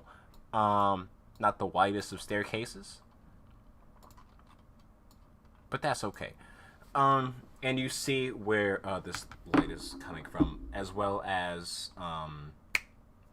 words hard, fuck brain. At this point, you also see this sort of like faint bit of light coming in from the outside, as you recognize the large glass windows you guys had passed by, flying upwards from here. I would like to be apart from the rest of the group, you know, sitting in my enjoyable visible self. To, you know, in case somebody decides to fireball or, you know, that I'm just away. Do Makes I sense. see any more, call it, Things. yeah, orbs. So, what's it called? Coming down here, you'd actually see, you know, fuck it. I'll just... A lot of it is sort of obscured by the various, as you see, there's these sort of like large bookshelves that sort of fill the space of the room. Fuck. And up at the very, like, sort of at the apex or the very roof, or at the roof of this room, there seems to be this sort of large orb. Maybe about sort of like 5 feet in diameter. That sort of is just there. It's visibly the same, just about the same as the one you've seen previously, other than the fact that it's significantly larger. I'm not gonna say any words, but I'm gonna like do my hand signals and point at it. Does anyone know what her hand signals mean? I don't remember. We talked about this. Me and Taryn sat down. We sat run down. We did hand signals. Training. Yes. Oh, and you and Taran might have done. What are the hands? What are you hand signaling? You haven't told us yet. I did like point at my eye and then point at the thing. The only hand What, signals what I is know the thing? This one and this one. At that wall point thing. Oh, but we can't see what you're pointing at. Yeah, but Chill. Good. This is great communication. But it's the thing she's pointing at. You can see that. You know, she's pointing yeah, at and I the thing. point my eye. I Come on. literally can't. I can't see that she's pointing at a thing. She's just pointing at like a wall. But she is pointing. But yes, I can see her pointing. At the very least. Do I see anything else now that I have moved further into the room? Yeah, you do. I'm just juggling a whole bunch of things because, Say it. word. Or You better not hand point two sparks so we can't see you. Please. I mean, Jogun can. Oh, right. Alrighty. Take it back. As you move a little bit closer into the room, Sparks, you would see past the bookshelf, sitting near the center of the room, a small figure. Seemingly still having you all still unnoticed. I was getting ready to put the token down. That's what took me a second. I just fucking... Yeah. Yes, this is a cool room. Yeah. Thanks, I stole it from someone off the internet. They seem to be rather slight in build. What's it called? With his orange hair, and as you're looking at them a bit now, they seem to have maybe clothes that were a little bit nicer than they looked at from the outside, but nothing particularly extravagant. This sort of large red coat, not like a robe or anything, but just like sort of well dressed. And they just seem to be sitting there. Do we recognize any symbols from our, experience with cults and whatnot? Looking around the room, I would say no, not particularly. You don't see anything like you don't see the big like, hey, we're here to kill all the innocent people, like symbols or anything like that, or anything like particularly like with that vibe to it. So there isn't a really big helpful SWAT sticker on the wall. No, not real. Oh God, Okay. he's a big kid. That realization you had. Okay, I'm gonna wave to Dragun and point to the center of the room. A few seconds go by, you're waving at again. And you wave again, and she's sort of just like, oh, it's a pretty nice place, you know? Oh, I'm gonna go ahead and walk over there. Walk over where? Are the faces of the moon represented in this room, or is that just on the map? No, the phases of the moon are. Okay. Why is this specific part of the area there? Oh, okay. Oh, because I can't, see, the way this is hard to tell which parts are blacked out and which parts are not, because the color's like the same as like the fog of war, kinda. So I just couldn't tell that it was blacked I was just out. wondering if there was something weird going on in this specific. Maybe. But maybe not. Anyways. I'm in the center of the room. What do I see? What? What do you say? I went to the center of the room. Oh, you moved to the center of the room? Yep. Zelthar, are you moving up with her? To the center of the room? That's what she said. No. Okay. So, as you move in towards the center of the room, past the bookshelves, you see, as described before, this room itself is sort of lined all across the walls with these various shelves, and the windows, too, have these sort of large numbers on them and primordial going around. And as you look at it, it makes more sense, as compared to before. It seems to be like, maybe this is like a clock or something. As you get a better look at it, because you realize it doesn't actually start with 7. How far into the room are you moving? Because you haven't moved your token more than 5 feet. He's at the center of the room, right? Yeah, I he saw is. him in the center. Yeah. Yeah, I'm just gonna walk there. Oh. There's a person there, though. Yeah. Ooh. Yeah, that's the person that he described. When I asked him what was in the center of the. Oh, okay. Oh, I know. Is murder wrong? I'm So, not gonna murder the person. I'm I'm gonna walk talking- up to the person. Yeah, I think I'm not talking Elijah was about- talking about murdering you. I'm not talking about the Actually. game. So, as you get about maybe like 10, 15 feet closer, you see the figure sort of like, wait for a second, just sort of looks back. It's like, Hello. how did you get in I'm here? him. Are you lost? No, I'm not lost. I came here to talk to you. How are we doing today? Yeah, no, it's been a kind of a hard day, but I'm managing. What do you need? I'm here to help my friend out. Oh, Yeah. okay. Doing him a favor. Can you help me out with it? Because I'm kind of lost. Yeah, you seem really lost. So there's like this corruption going around, and I'm supposed to stop it. Do you know That- where the center of that is? That's like really ambiguous. Are you talking like about a political thing? No, no. Like, have you looked outside with all the decay? Oh yeah. I've seen that. That's rough. Yeah. I figured it's centered here based on my excellent investigation skills. They seem about average if you figure that out. Yeah. Do you know where around I could stop this corruption from happening? You are like freakishly tall. Oh, thank you. Like, good gods. What's your name, by the way?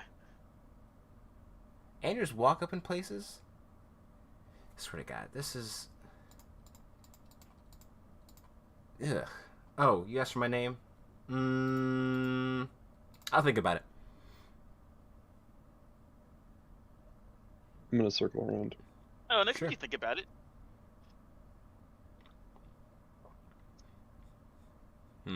You're about as cute as you are funny. So, Note that I'm not laughing. What are you doing here? Think about it. Just working, doing my whole thing. Oh wait, is your first name Ima? Probably Uh, very loud to think about it. in some languages, yes, I go by Ima as well. Hey, alright, I have to ask. Is this a child? Or are we talking to it like a kid? They definitely talking with a childlike demeanor, and they seem like you've seen children before. It definitely seems to be one. I've seen children before, that's true. My God. You've seen children before. You know children. maybe you haven't. Hey, I assumed you had. You were born at 35. Anyways, don't you have something to be doing? Like, aren't you busy doing something that's not talking to me? You had like a whole like mission, right? A whole thing you're doing? Yeah. I'll leave as soon as you tell me information. If you don't know anything, that's okay. I'll just leave. Oh yeah, you should do that. I'm kind of busy. If you couldn't tell. I'm gonna detect magic on the whole room. And damn near the whole room lights up. Everything that's within range. The bookshelves themselves. Your detect magic. You would see. You know that Jung informed you of it, but you would not be able to sense the large thing in the center of the room that she had apparently pointed towards, as well as the windows themselves. The glass in the area would give off, like the stained glass would be divination magic. And words, hard, think, thought. My brain is. I'm trying The to. stained glass is the windows on the outside of the tower. Yes. That's stained glass because you can. I don't think you get the whole room. I don't remember how big your range is, but you definitely be able to see that at the very least. I can extrapolate. On your side because it'd be weird if one of the windows wasn't magical. As well as the bookshelves. What school of magic would that be?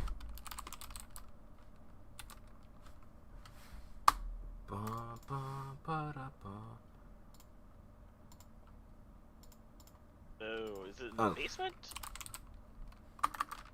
Sorry, give me 1 second, Ethan. I know you're talking, but I wasn't. Yeah, no, you're fine. Yeah, it would be emanating from, actually, it seems like the floor and like the entire area itself. It would definitely be magical, but it'd be an unfamiliar magical presence. I would say you turn the color. I'm trying to think what colors you have. I would say pick one that you don't have, and it's that color. I think that'd make things a little bit easier because it's a unique magical signature to you at the very least. I am. And lastly, yeah, it's the floors, the windows, and from the actual kid itself in the middle of the room, you get the a very intense presence of what would be divination magic, coming from him from either some sort of spell or something like that.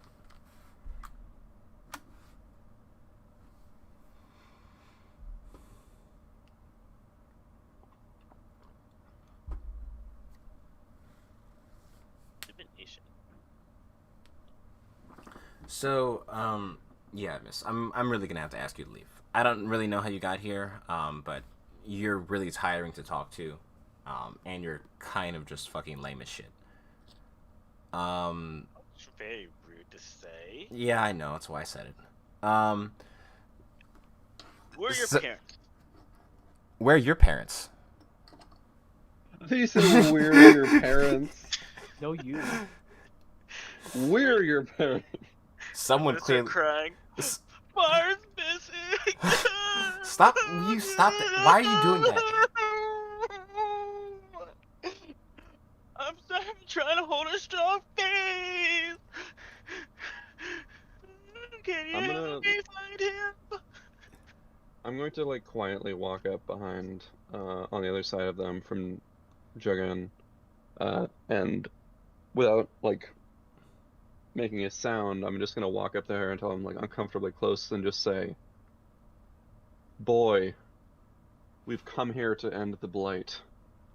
How close are you getting? Just Take to us make to sure. its source."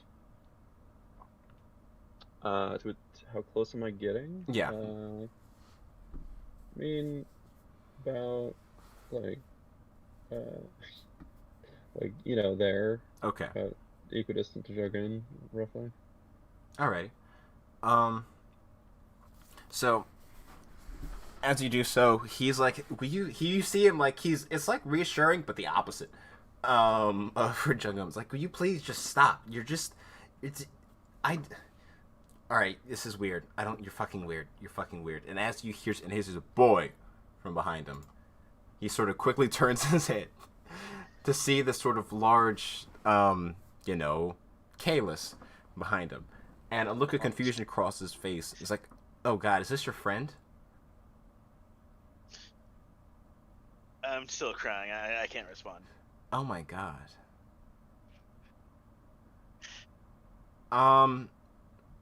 Why are you? I don't care. You go. Who the fuck invited you? Kick rocks. You've plagued these entire lands with your blight, or the blight that you have allowed to transpire under your watch. It's a crime against the wilds of these lands. Who? What have you to say in your defense? Who?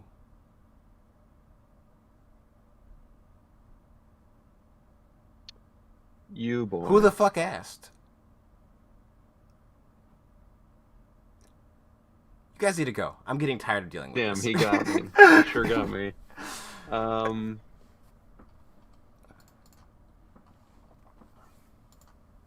You start bawling too. Doesn't have tear ducts.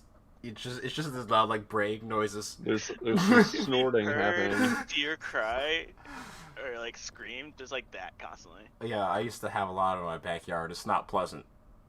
No, it's not. Alright. Is this like a dais in the middle? It's like The a table. table? It's like a table.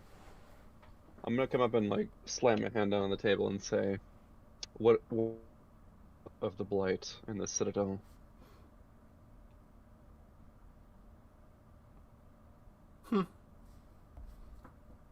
It's a good question.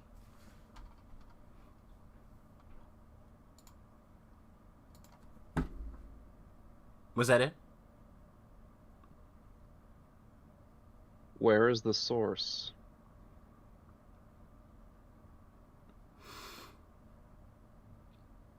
You're intimidating. Kalis, Trying to- right? I assume you're Kalis. I think you're the only one Should that I fits even it. answer you? I mean, you're the only one that fits the description. I don't see any other deer men around, right? And he sort of like, you see him sit, he sort of sits back, and you see it was the same book that he's been sort of looking through this whole time, and he sort of flips through a few pages. Geez, you had quite the background, eh? Kind of morbid, the whole tragic backstory. You really kind of, you couldn't have like kept a picture or something. You had to take the whole arm.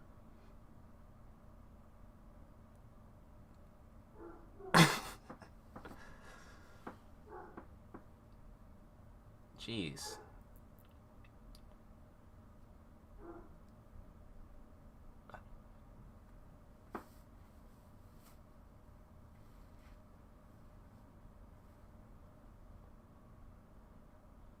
lies cross your lips rather easily. No. What do you? But where are the truths, I wonder?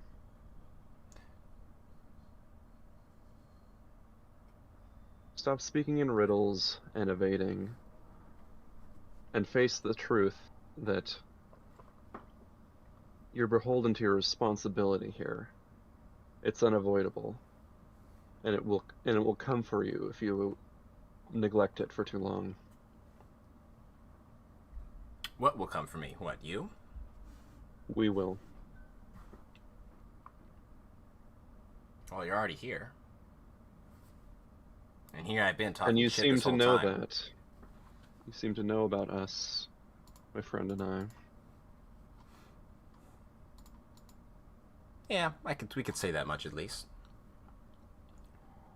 Juggin stopped crying. just Juggin.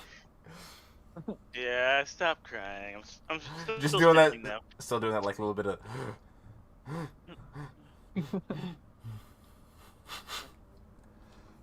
Okay. Are Um, sad, So- man. since you know so much about us, then you know why we're here. You're just making it more difficult for us. If you really want us to leave, you'll just tell us what you know. We can just go.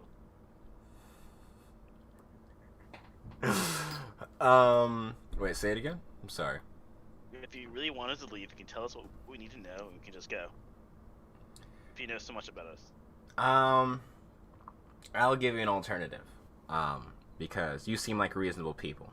And I know that you guys, you guys tend to be the good faring folk. You help when you can. You do some other kind of strange things.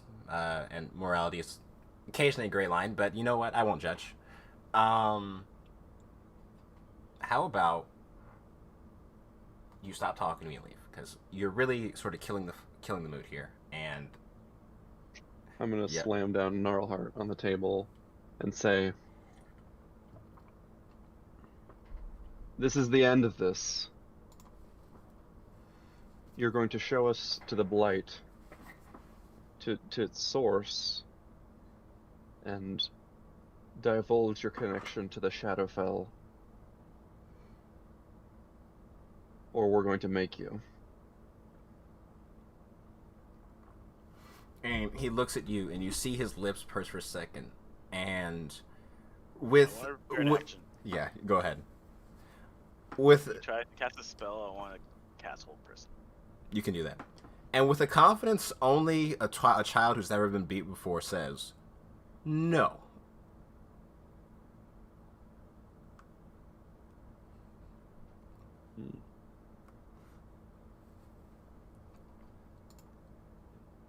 Beat him! Just asking for it. Just like, whoa, smack. At this point, like, honestly, I mean, you're here too. yes, I am, but I don't want to ruin my invisibility. Otherwise, I would have been in there before this conversation even started and be fucking what the sh. What are you doing, Juggin? Are you doing something? No, I prepared an action to Hold Person him. He's made no movements outside of being like a cocky prick. He's just sort of staring at Kalis, Gnarlheart on the table, as you see the sort of small cracks that formed along it from the slam. Is he? Do I see is, anything on this table? Aside from the book that he had, nothing. is he sitting down at a chair? Yeah, he is. He's in a chair. What type of chair is it? It just seems to be a rather sort of plain wooden chair with a cushion on it. Would you say that pulling the chair out from under him would be an attack, or not? I would label as an object interaction. So it would not drop my invisibility, is what you're saying. I would... If we're being technical, I would say it wouldn't. Okay, I'll go and do that then. Boom. Okay. I'm gonna at least take something out on this cocky prick. give me a strength check. Just don't fuck it up. Easy. Neither of those rolls are good. Why am I the invisible one? Oh, that's not bad. 15?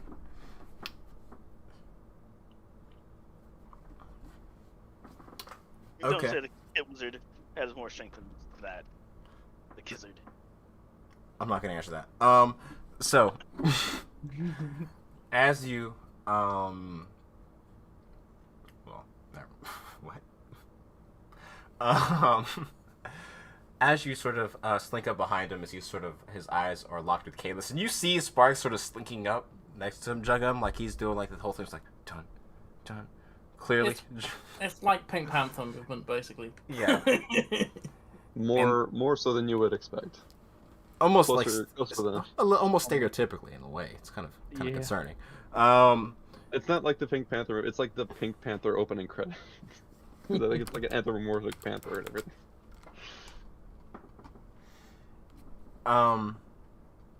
And as you're able to slink up, you guys hear the sound of sliding wood is, and he falls like flat in his ass, and you see him sort of stand up, red faced, looking towards Jungin.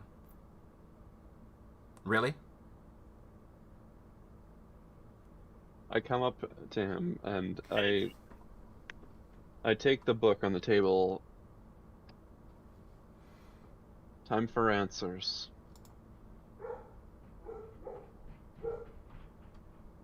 What do you have for us? You need to be more angry voice. Hmm? I said you need to be more angry voice. Oh, I'm not angry yet, Sparks. I'm upset. I would like to pick this person up because that's technically not attack either. All right, you have to know that is because you gotta grapple them, and that is an attack. Oh, Like- well. This invisible hand game. Do they respond at all, or are they just like sit pounding? He sort of stands up. You see him sort of wipe himself off in the back of his pants, and he sort of, as you've sort of moved directly up to him, he's sort of like, "Listen, I really don't like repeating myself, and I've already said that I don't want to, and more importantly, I don't care. I got more important things to be dealing with than whatever you guys are doing. So if you're gonna do something, just do it and stop wasting all of our time."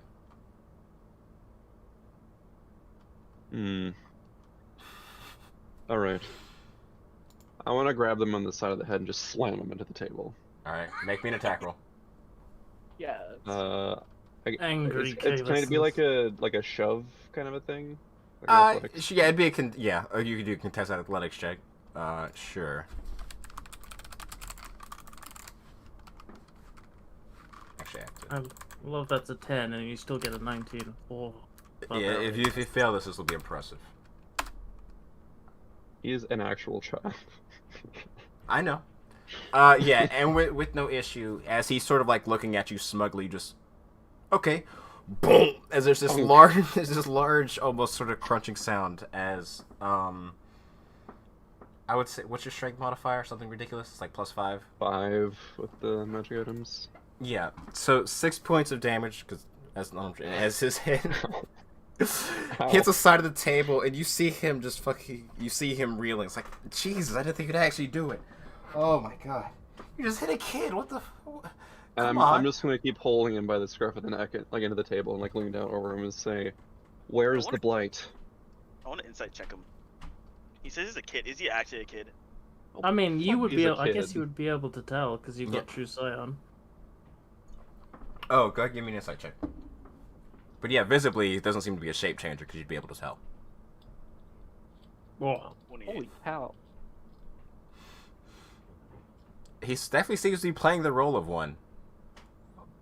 However, whether it's true or not, We'll he's- beat it out of him. Kalis will. All right, roll initiative. Oh yeah, I should be like Oh. Click on token. or here somewhere. I accidentally deleted 2 of my skeletons. Can you make me 2 more skeletons? No, Roll insight again. Sorry. you have 2 more. You only have 2 skeletons. There you go. 4 If skeletons. it's not OP, I want to like be grappling this guy, or like continue to hold him. I'd say that's fine. From the start of combat. Yeah.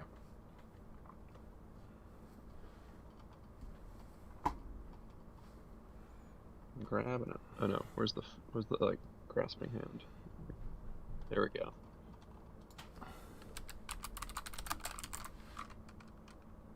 And good old faithful Taryn, providing moral support. Nice. Yay! And then you've got to roll for Rowlin, and also, you know, our wonderful Archmage wizard friend. Yep. So that's. And.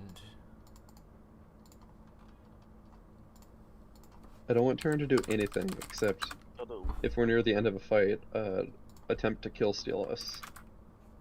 Okay. It's done. I mean, are we planning to kill him? Thought we needed answers. I won't kill a kid. Not a kid. Look, he wouldn't show up as an adult if you were using True Sight, because he's not an adult yet. He's a chronomancer because he's just rewound himself. So he is a young kid, but he's lived through other experiences, you know. What am I looking for? Did I forget to read again?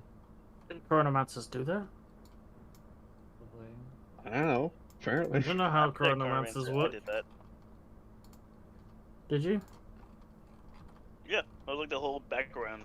He had reset himself a few times, but he was only like 16. Wait, who? The one Chronomancer I played. Oh, I didn't know shit about that. Yeah, that was like the whole story. Like, he was just kind of like super mature for his age. Them being like snide about it, because you know. Alright. Hey, the NPC gets to go first. Yeah. Yay. So before we start combat, as shit hits the fan, we're gonna take a quick 5 minutes so I can make more tea. And Fine. yeah, we'll be right back. Usually we're back eventually. Sometimes We'll we aren't. see you but in know 30 what? minutes. No, not 30 minutes. It's like a commercial break on TV, but longer and less entertaining somehow.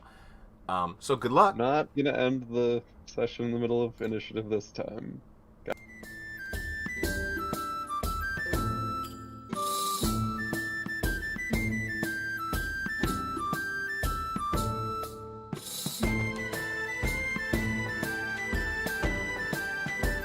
Back. You were back earlier, but you weren't because I lied. I messed up. Oops. So, kicking things back off as we start initiative. Rowland. For child abuse. Yeah, it's a very peculiar, strange situation, as seeing his head get slammed against a table, and everyone's like, "Oh, this is happening." Rowland just sort of makes his way over to you. So, are we supposed to shoot the kitten? I have no.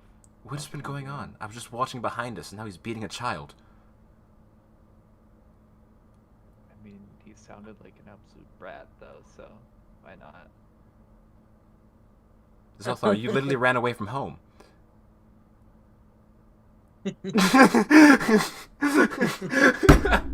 Wow, Rowland, wow. And he just, you see him, he just holds his action because he's not sure whether or not he should be shooting a child or not. It's the kid's turn. Well, clearly, Zelthar was beaten. That's why he ran. I missed my first shot because of that, anyways. So, bum bum. Oh well, it's not an initiative count 20 yet. Never mind. Concern. Why are you concerned? Oh, Because there's you brought lair it up. actions up in this nonsense. Oh yeah. So Jungam, you still have your hold person prepared? Yep. Okay. So as you see him sort of in Kaelus's grasp, he's attempting to cast a spell. So you go ahead and you can get your hold person. Yep. Wisdom 17, please. Let me see what his wisdom save is before I do anything. 2000.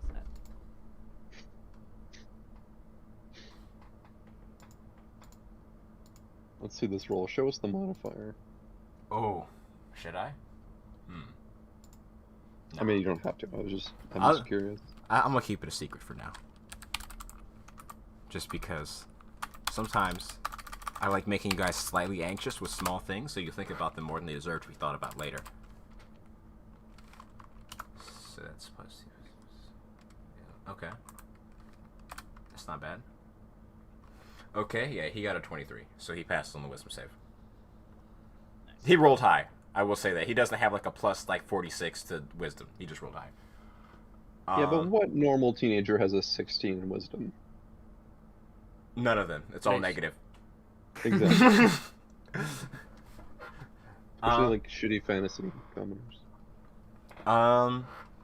And as he sort of you see him sort of beginning to gather this sort of crackling energy in his hands as he sort of tries to sort of squirm his way out of Kale's grasp, but you have a sort of firm grip on the top of his head. You got big hands. He's got a small head. It's just It's the math. scruff of his neck. I've got Oh, you got his neck? Oh, you got big I'm hands. pulling him down the table. Okay, that works just as fine then. But he can, of course, still cast and shit. Yeah, because his hands are still free. And bum bum ba-dum bum bum bum bum bum bum ba-dum bum. Oopsies. That's not licensed. What's up? Yeah, thank you for making it different. Oh, let me. What? I don't remember this is a song I use for fights, but it says Face Off and it sounds like a fight song name. So as he gathers arcane energy in his hands, I need a dexterity save from Kalis. I need a dexterity save from Jungun. And damn. Well, I say no. Just one question. What happens? So he's casting Chain Lightning. Okay, I can definitely see it. Chain lightning. Yeah, you can. Oh, You boy, definitely see it. chain lightning. A chain lightning. So, question: am I And- chained? Does a bolt come flying towards me? Is that how chain lightning works? You are invisible, so you cannot be Mhm. seen. Yes. However, one still does come towards you. I need a dexterity save from Jungun, Kalis, Sparks, and Zelthar. Fail. And my skeletons. No, not your skeletons. It only it attacks one target and then 3 targets off of that. It doesn't like actually like chain all around. It's one and then it splits off from other people. Oh wait, no, it's each of which must be within 30 feet of the first target. Did the music stop? Or am I crazy? Was that a 30-second song? Hello? Yeah. So it's literally just me and Jugum. It's not far enough for Zelda. No, he's targeting Jungun. Oh, It is is he? far enough Yes, for this Zelthar. song is 110 long. Yeah, it's okay. I fixed it. I mean, could it go for Rowland instead of me? No. It could, but it won't. So, Kalis, you fail. Zelthar and Jungum, you both pass. Imagine if Jungum failed, that'd be rough. And it is going to be almost 10. 41 points of lightning damage. So did I pass or did I fail? You failed. Rack 'em up. Oh, okay. Wow. And what's it called?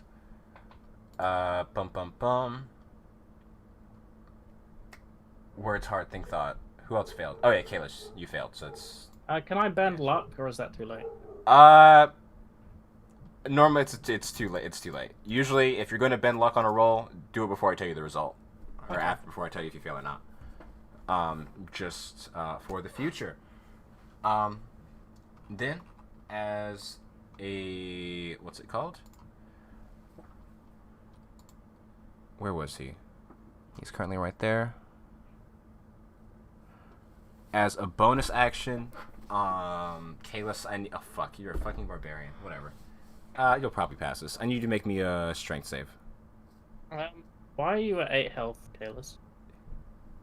I was typing 80 and I stopped midway through. Oh, I mean, you can have 8 health if you want, but it's not advised. A strength saving throw, you said? Yeah, it's a strength save. Is this contested or like a saving throw effect? It's a saving throw effect. Oh. Wow! Fucking Wow! God. I don't think I've said that before. Imagine that fails, whatever this is. So you don't see what's coming, what exactly is, but you feel this invisible force sort of pushing against you off of the kid, and you're only pushed away 5 feet. Oh, okay. Yeah. Interesting. Am I hit Um, by anything? There's no damage. You're just pushed away 5 feet. And he just sort of looks over at you and he's like, "That was rude." Oh my god. That's fine. That's fine. If we're going to play that game, we can play that game. And he's going to go right here. He's going to make his movement all the way over there. You will be able to make an attack of opportunity. Kid, push that way far away, kid. Yeah. I'm paralyzed by indecision. I'm gonna make a. Do you get to choose Great Weapon Master for? Is that only on your it's just a turn? normal attack. I don't think you Okay. can Great Weapon Master as a reaction. Then I'll just do a normal one. That'll definitely hit. So. This is -3 damage, I believe. Oh, because not raging. So 7 points? Yeah, no. That was minimal damage. Yeah. Do you have Sentinel yet, or Yeah, he does. so you in fact do not Yes. run? He tries to Yeah. leave the area and is Yeah, I moved him Stop. back. Or did I not move him back far? Yeah, because your range is 10 feet. That's why I put it back to 15. So as he what's it called? As he sort of attempts to run away, you come from behind with Marhart. You slam down onto his back, and you watch as he sort of hits the ground and stumbles back to his feet. You make him. He's like, okay. Okay. You know what? I was ready for this. I knew it's fine. And right before it becomes your turn, Zelthar, as his ends. Oh. Zelthar, roll me a d12. This is the devil's roll. D12? This is some weird shit. Alright. Let me just...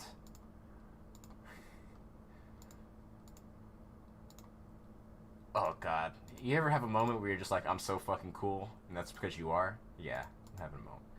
So, as you do so, as he attempts to back up, and you see him give this sort of... It's this nod mixed with this sort of shit-eating grin. He's sort of staring back at you all. You see the bookshelf on the far right of the room begin to shake. And from it, one of the novels, what's it called, hits the ground, falling face open. And I have to see if I can even find this. It's been a long, long time.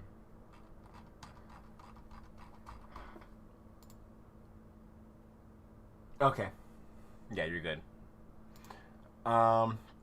Actually, that was a high DC for you because that was, yeah, it was like DC 19. Holy shit. Let me see if I can find the token for it. You see, what's it called? From the pages of the book, this hand begin to sort of grasp out and eventually climb. It's almost pulling itself out of the book itself. And Sparks, despite you being invisible, a pit suddenly forms in your stomach. Why me? Don't. It's okay.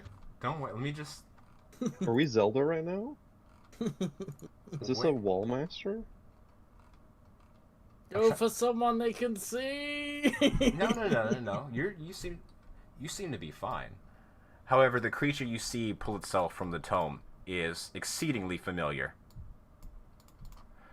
As you flash back to your adventures under the city of Granite Den, and you see as soon as you Dracomoth. zoomed out to it, I was just like, I know that. And with that, Zelthar, as this thing brings itself, it doesn't seem to be acting yet, but it does seem to be in the process of pulling itself out from this tome, and it's currently your turn on initiative. That was a demon when we fought it, right? It was demonic. Yes, it was demonic. Yes, it was the one that was proudly. It was the one that one-shot Sparks. So this is when Rowland shoots him. Oh yeah, It's held definitely. back. Yeah. Yeah. After the chain lining, yeah. Alright, so we're summoning monsters, are we? Oh god, those both fucking hit. It's like a 30 and a... Yeah.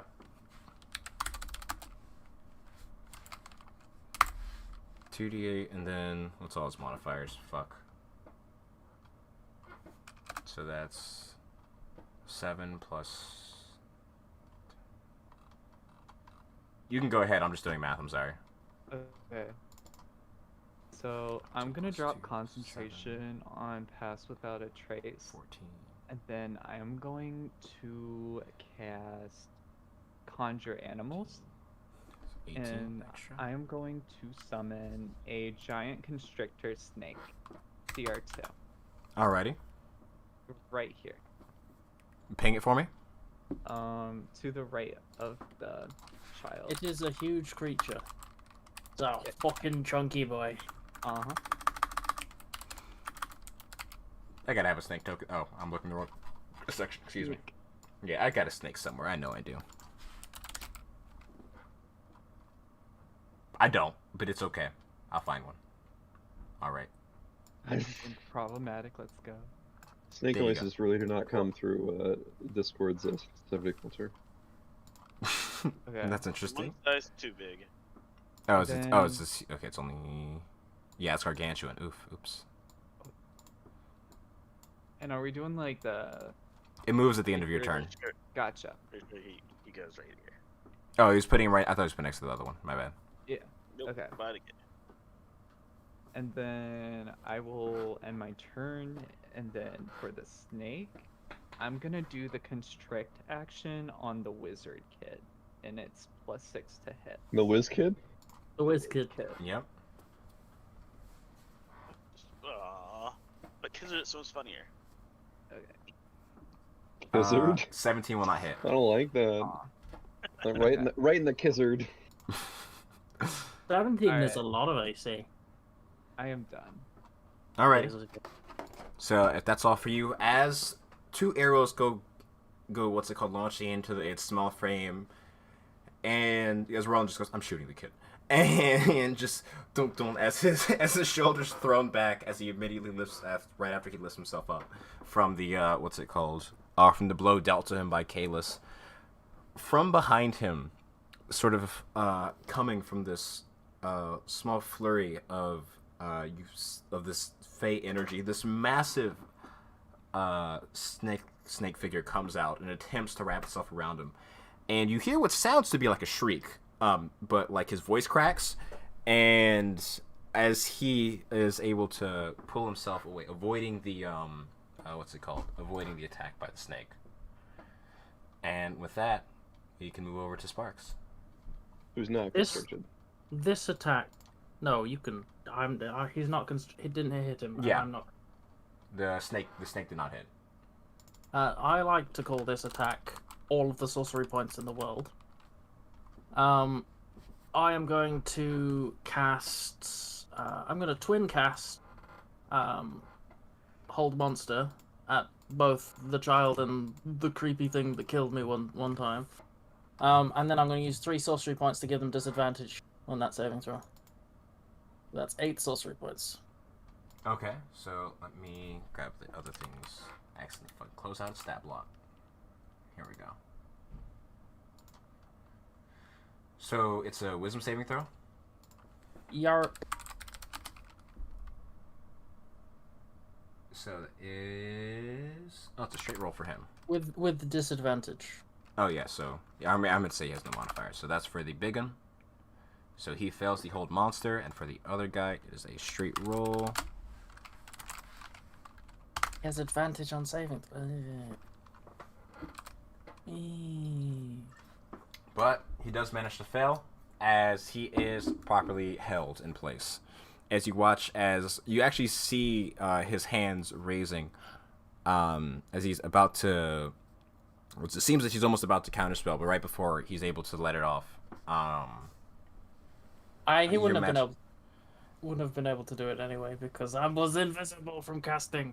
Oh yeah, Mm-hmm. sure. So with that done, as a bonus action, I am going to shunt a level 4 spell into sorcery points, and then I'm gonna back off over here. Alrighty. So they are both held. I'll use that one. They're both That's good. paralyzed. Yes. Alright, Kalos, it is your turn. Do your work, Kalos. Yeah. I'm just reading the... Because you have to be within 5 feet even if you have a reach weapon for paralyzed to really... Yeah, that is. effect. Yeah. So I was trying to gamer that.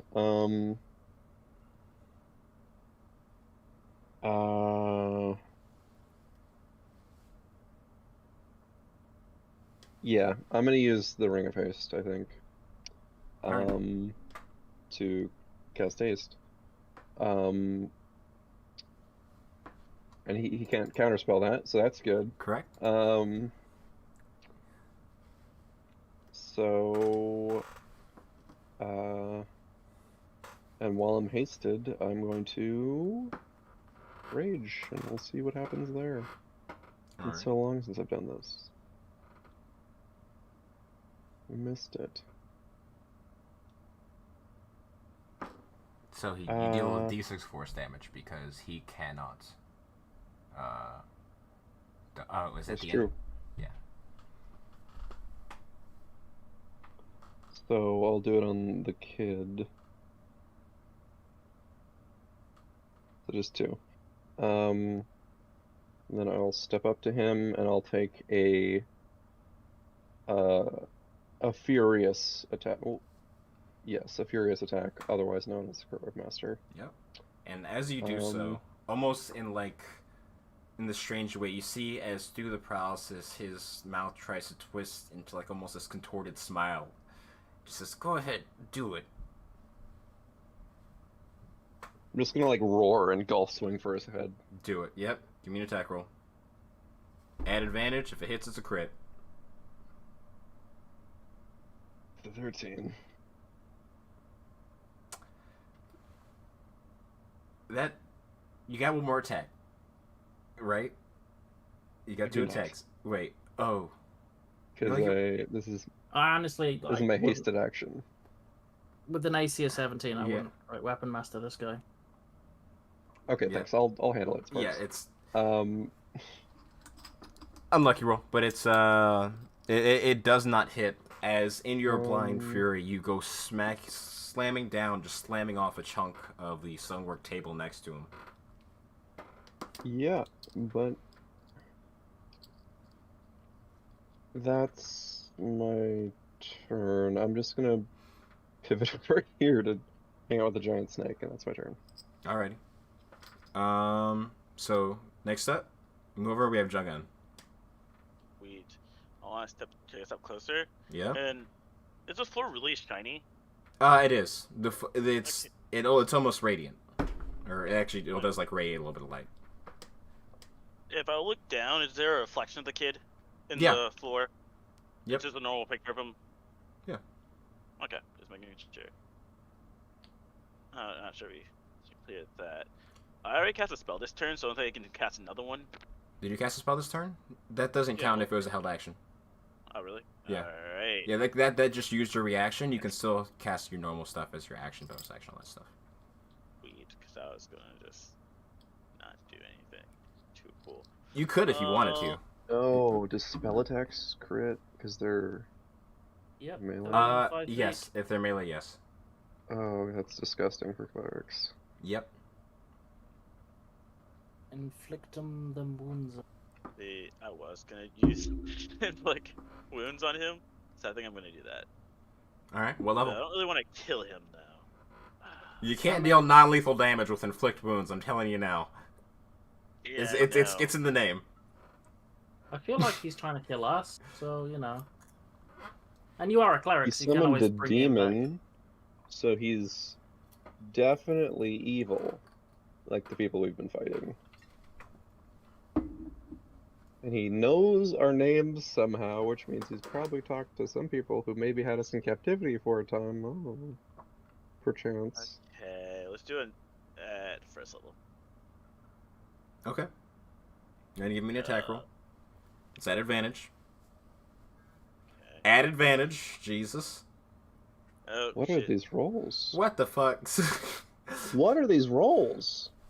I wasn't Uh, even Great Webmaster. Oh my god. Okay, and then I'll volley arrows at him. Actually, Yep. yeah, I rolled separately. Yeah, fuck, there's only 4. Just roll, just roll them in once. Fuck it. Okay, give me 1 second. It's a +5. The wizard has been through all this before. He sees our blows coming before they even hit him. Weird, That's right? It's one of those.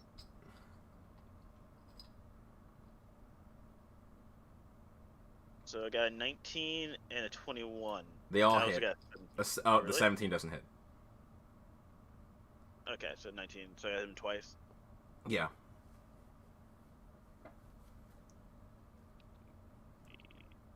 It's 48. No, but it would be amazing if Elijah had somehow like seen the RNG table that's coming up. And Of then... course. How would I have not known the Well, RNG table? What are you talking about? I'm sorry, this would be Oh yeah, it's just in the DM folder Oh. they're posted Yeah. to you. not D-Force. They email it to you. I have all of your guys' next like 5 turns descriptively planned out, including your flavor text. Okay, 18 points damage. Gotcha. Oh. Alrighty. So he looks to be fairly wounded at this point as another volley of arrows flies into him, matching those sent into him by Rollin. As you see, the red of his shirt becomes dyed with his own blood. And he's still alive, though.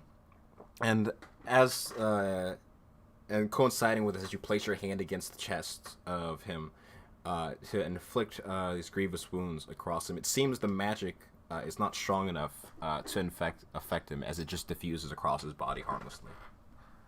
But with that, we go over to Dazan. He's like kind of confused because he was more sort of caught up looking at everything around him. However, what he can do is he's not going to fireball. That'd be a bad idea. You want to do that. I didn't say how big the room is. I said cast fireball.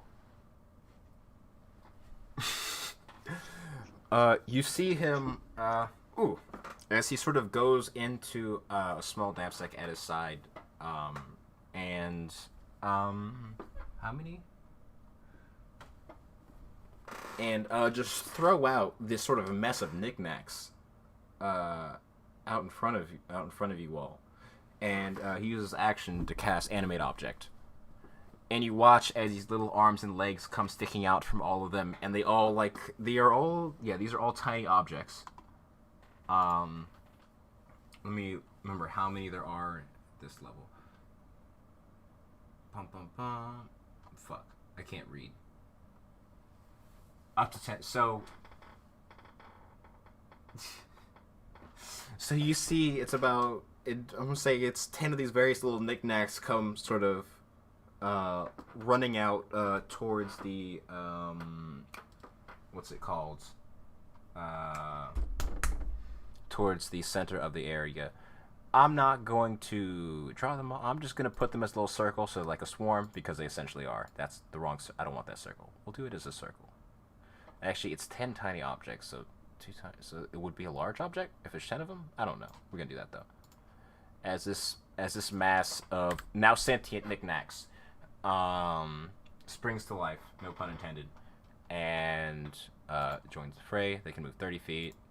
That's a good one. Thank you.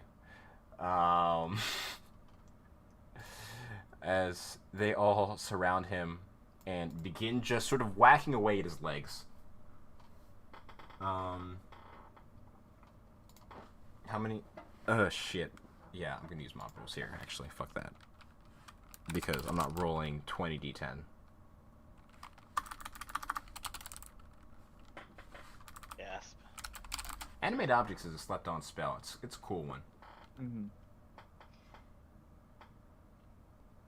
Had someone use it in a session against me, DMing, like a month or 2 ago, and it was just like, oh my god, the fuck. Yeah. I love it. It's goofy. Oh no, math. 2 hit? No, I mean, okay, no, 5 would hit. Right? Who needs a 12? Yeah. So 5 of them would hit, so that's roll 5d4 plus 4, but this is, oh no, it's not 5, it's 5d4 plus 20 because they'll have their own modifiers. Then plus another 20 because it's a critical hit because they're within 5 feet. Because they're all surrounding him.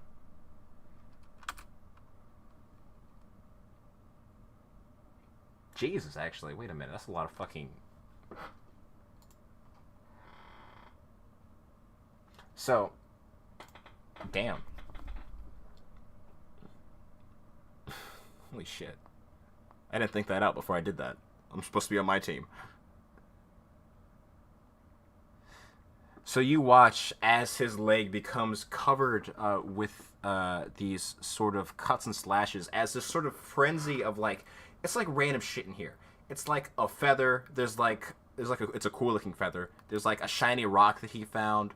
There's like a stick with legs. There's like a leftover, like a crumpled up page from a book, and it's all like alive now and currently beating the shit out of this kid. As he takes a metric fuck ton of damage. He's still alive. Yeah, he is still alive. But he looks to be severely wounded. As you see, the ground around him is just covered in red. And it's his own red. And with that, we move over towards Rowland. Don't fucking miss the kid, Rowland. It's very simple to just... You're related to Zelgar. You shouldn't be able to fuck this up. Do we have those manacles? This is like one of those instances where those manacles would come in. Okay. Yeah, I was going to suggest that, but I'm pretty sure Terran has them. I think so. So, yeah, those hit. Terran or Zoltar? So, 2d8 plus... I think I gave him back. That's 125. 100... There we go. As another round of volley goes stuck into him as he's stuck there frozen. And he's just going to make his way upwards a bit so he can try and get into melee as well. And with that, we're back. Oh, yeah, that was the top of initiative. We go back over to his turn. He can't do shit except make a wisdom save at the beginning of his turn, correct? Hmm? Alrighty. And... So he is no longer held. As he manages to free himself. What's the total number, you know, roughly? It's Roughly, it's above your 30 DC. something? No, Is it's it not 30 30 something. No, but it's above your DC. Okay. As he manages to free himself from the... I have no idea how he didn't get his shit fucking rocked during all of that. I thought Chaos was going to do like fucking 100 damage to him or some shit. And then Jungum didn't and missed the inflict wounds. That was incredible.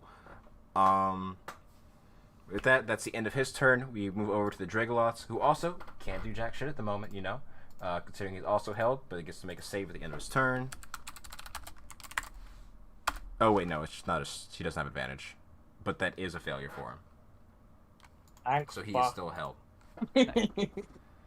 And we move over to next on initiative. It is Zelthar. As he sort of frees himself, and you see him sort of swatting at all these small figures by his legs while also sort of trying to keep an eye on the Jungum and Kalis on both of his flanks. Okay.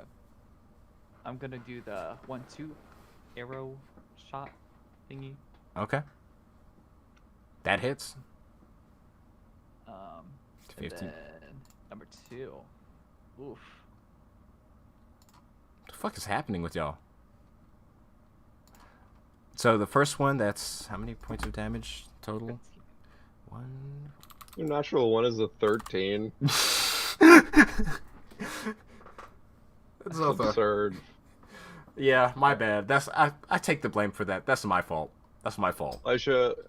I didn't think about it. Tables better. I like, didn't think figure about out which numbers Tef's gonna roll.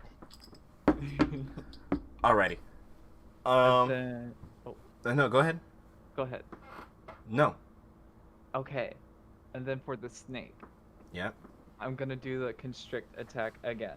Alright, go for it. I'm gonna keep on going until it happens.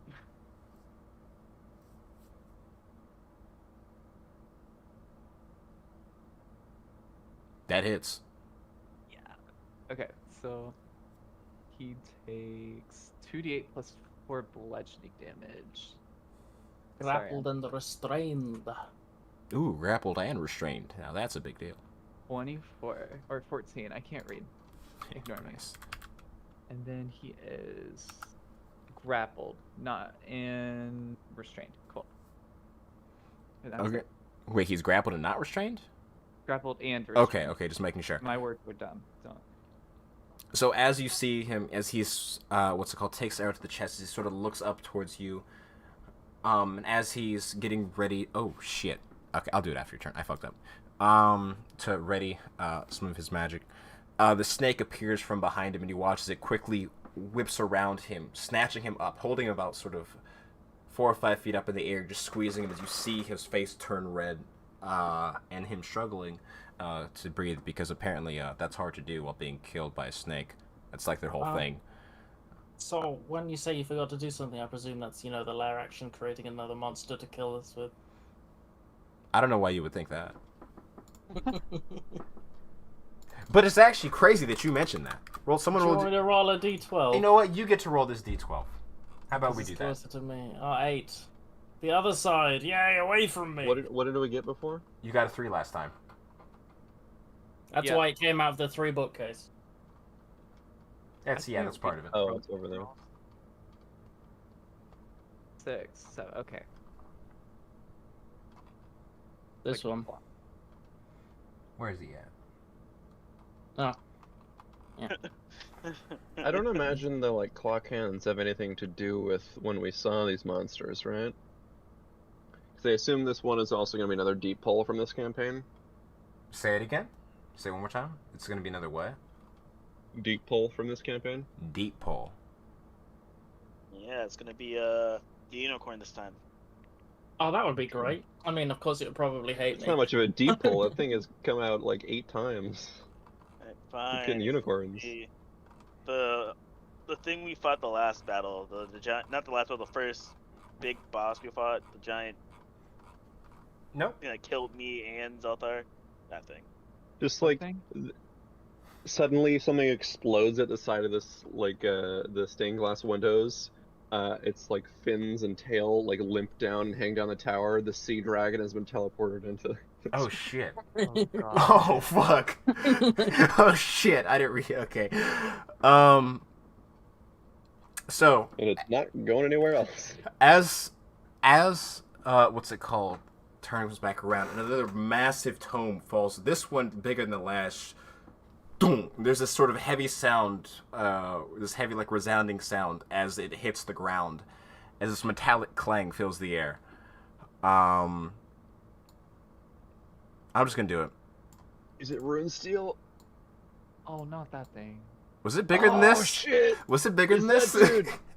I don't remember. I think it was bigger. I think it was bigger. It was like that, I think. It's fair. It would be on that side. As Magic doesn't work near that thing, does it? smile. So So when we find the mines, not in the bottom of the ocean, right? correct. Gotcha. Yeah, because there's no way you get an ocean creature in here. Wink. Like the thing. Yeah. Just anyways. So yeah, that happened. It doesn't do anything. Let's turn to initiative though. We move over to Sparks. It is your turn. I have an important question. Do we want the kid to be alive or dead? It doesn't really matter. I can just bring him back. No, I mean, what I'm about to do, he wouldn't come back. Yeah, we're not gonna kill him this easily. He's the boss. I have zero fear for this kid's life. I He's also will a leave... time wizard. He's probably gonna rewind some bullshit. Okay, well, I'll tell you what. I was just smiling. That bastard's smiling. I'm gonna go downstairs and find his body. He's gonna have a jar. Yeah, he'll probably have a clone. Okay, I'll leave you to kill the kid because you're within 5 feet of him, and that's probably a good idea. I am gonna take some vengeance, for some past lives, and I am going to attack this guy that is paralyzed. Go for it. Advantage because he is paralyzed. Yeah. Arg! Oh, what do you roll? Why do you make that noise? Oh, that's why. Wait, what the fuck is his max HP? Give me 1 second. Yeah, you're working through some stuff, Sparks. That's fucking. That's. Hissing noises. Oh my god. Okay. All right. All right. It has more. Thank God. So as you gather this energy in your hand, and whew, as I a mean, they can't. oh yeah, it's not dodging. Yeah, It's not going anywhere. Best believe. I'm just saying it as the arcane energy gathers within you, and you just hold your hand out, and as this massive beam of gray energy hits the creature in the chest, you watch as it begins to sort of almost dissolve, turning to dust where it stands. It doesn't quite die. But you watch as like one of the limbs at this point is sort of just like the parts connecting it just sort of don't, and it hits the ground and just turns into this darkish mist and eventually fades away. You definitely fucked it up. You just, it's not. You definitely okay. The only part of it disintegrated is what you're saying. I told you. Yeah, it's not enough to kill it. I told you I'm working through some stuff. I mean, hey, if there's any place to be working through some stuff, it's with this group. Who's taking lightning damage? Yeah, I mean, probably. Oh wait, yeah, there's You no know, save. this guy and then this guy. Arg! Oh, you got that one sick. Roll 4d10. Insult to injury! Ah! Yo, nice. So you watch as the creature is still held in the grasp. You hear it letting out this like gurgling yell as it's attempting to sort of voice its pain. It sort of looks up towards the sky and boom, and it is fully dusted. Hell yeah. It just disperses throughout the air, and you see pages go flying all across where it was standing. I feel that. And then secondly, as what's it called? As lightning strikes, I forgot. He didn't tell you his name because he was being a dickhead, didn't he?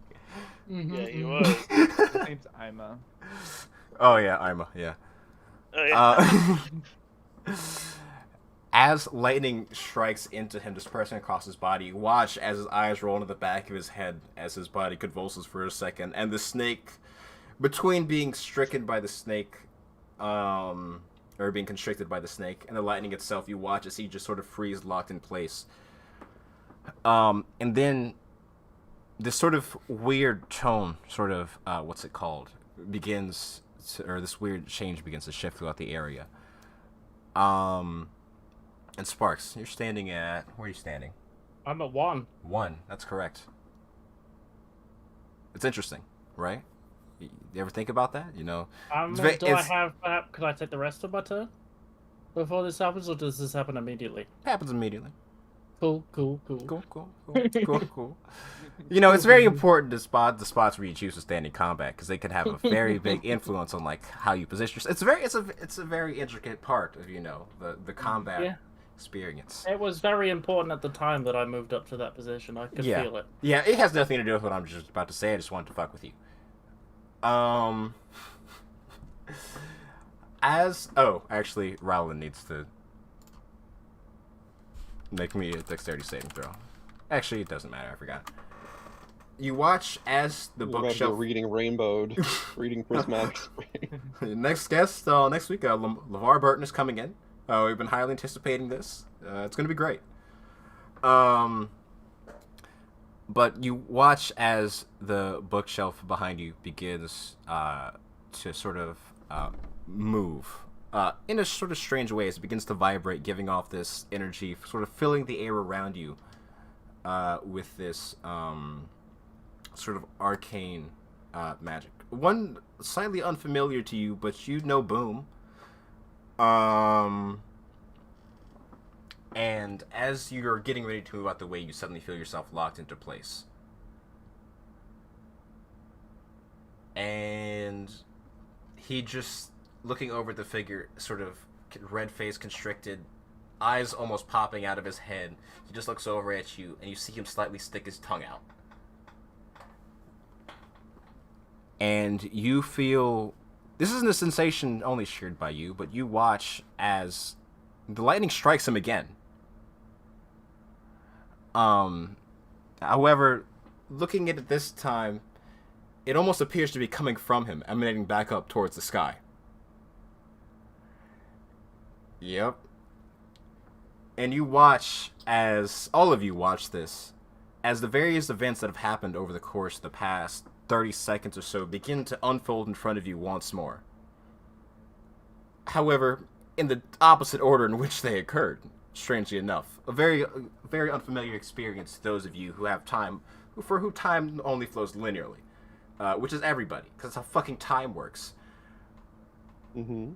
And eventually you feel your feet being dragged from beneath you. As Kalis, you feel yourself slowly walking backwards along the side of the room, uncircling the area, and you see Jung-un, and you see Jung-un in tears, and eventually sort of straight-faced back again as she's talking with this child. And eventually the group of you all find yourselves back at the stairway for this room. Then you find yourself back on the catwalk as you guys are retracing your steps out of here.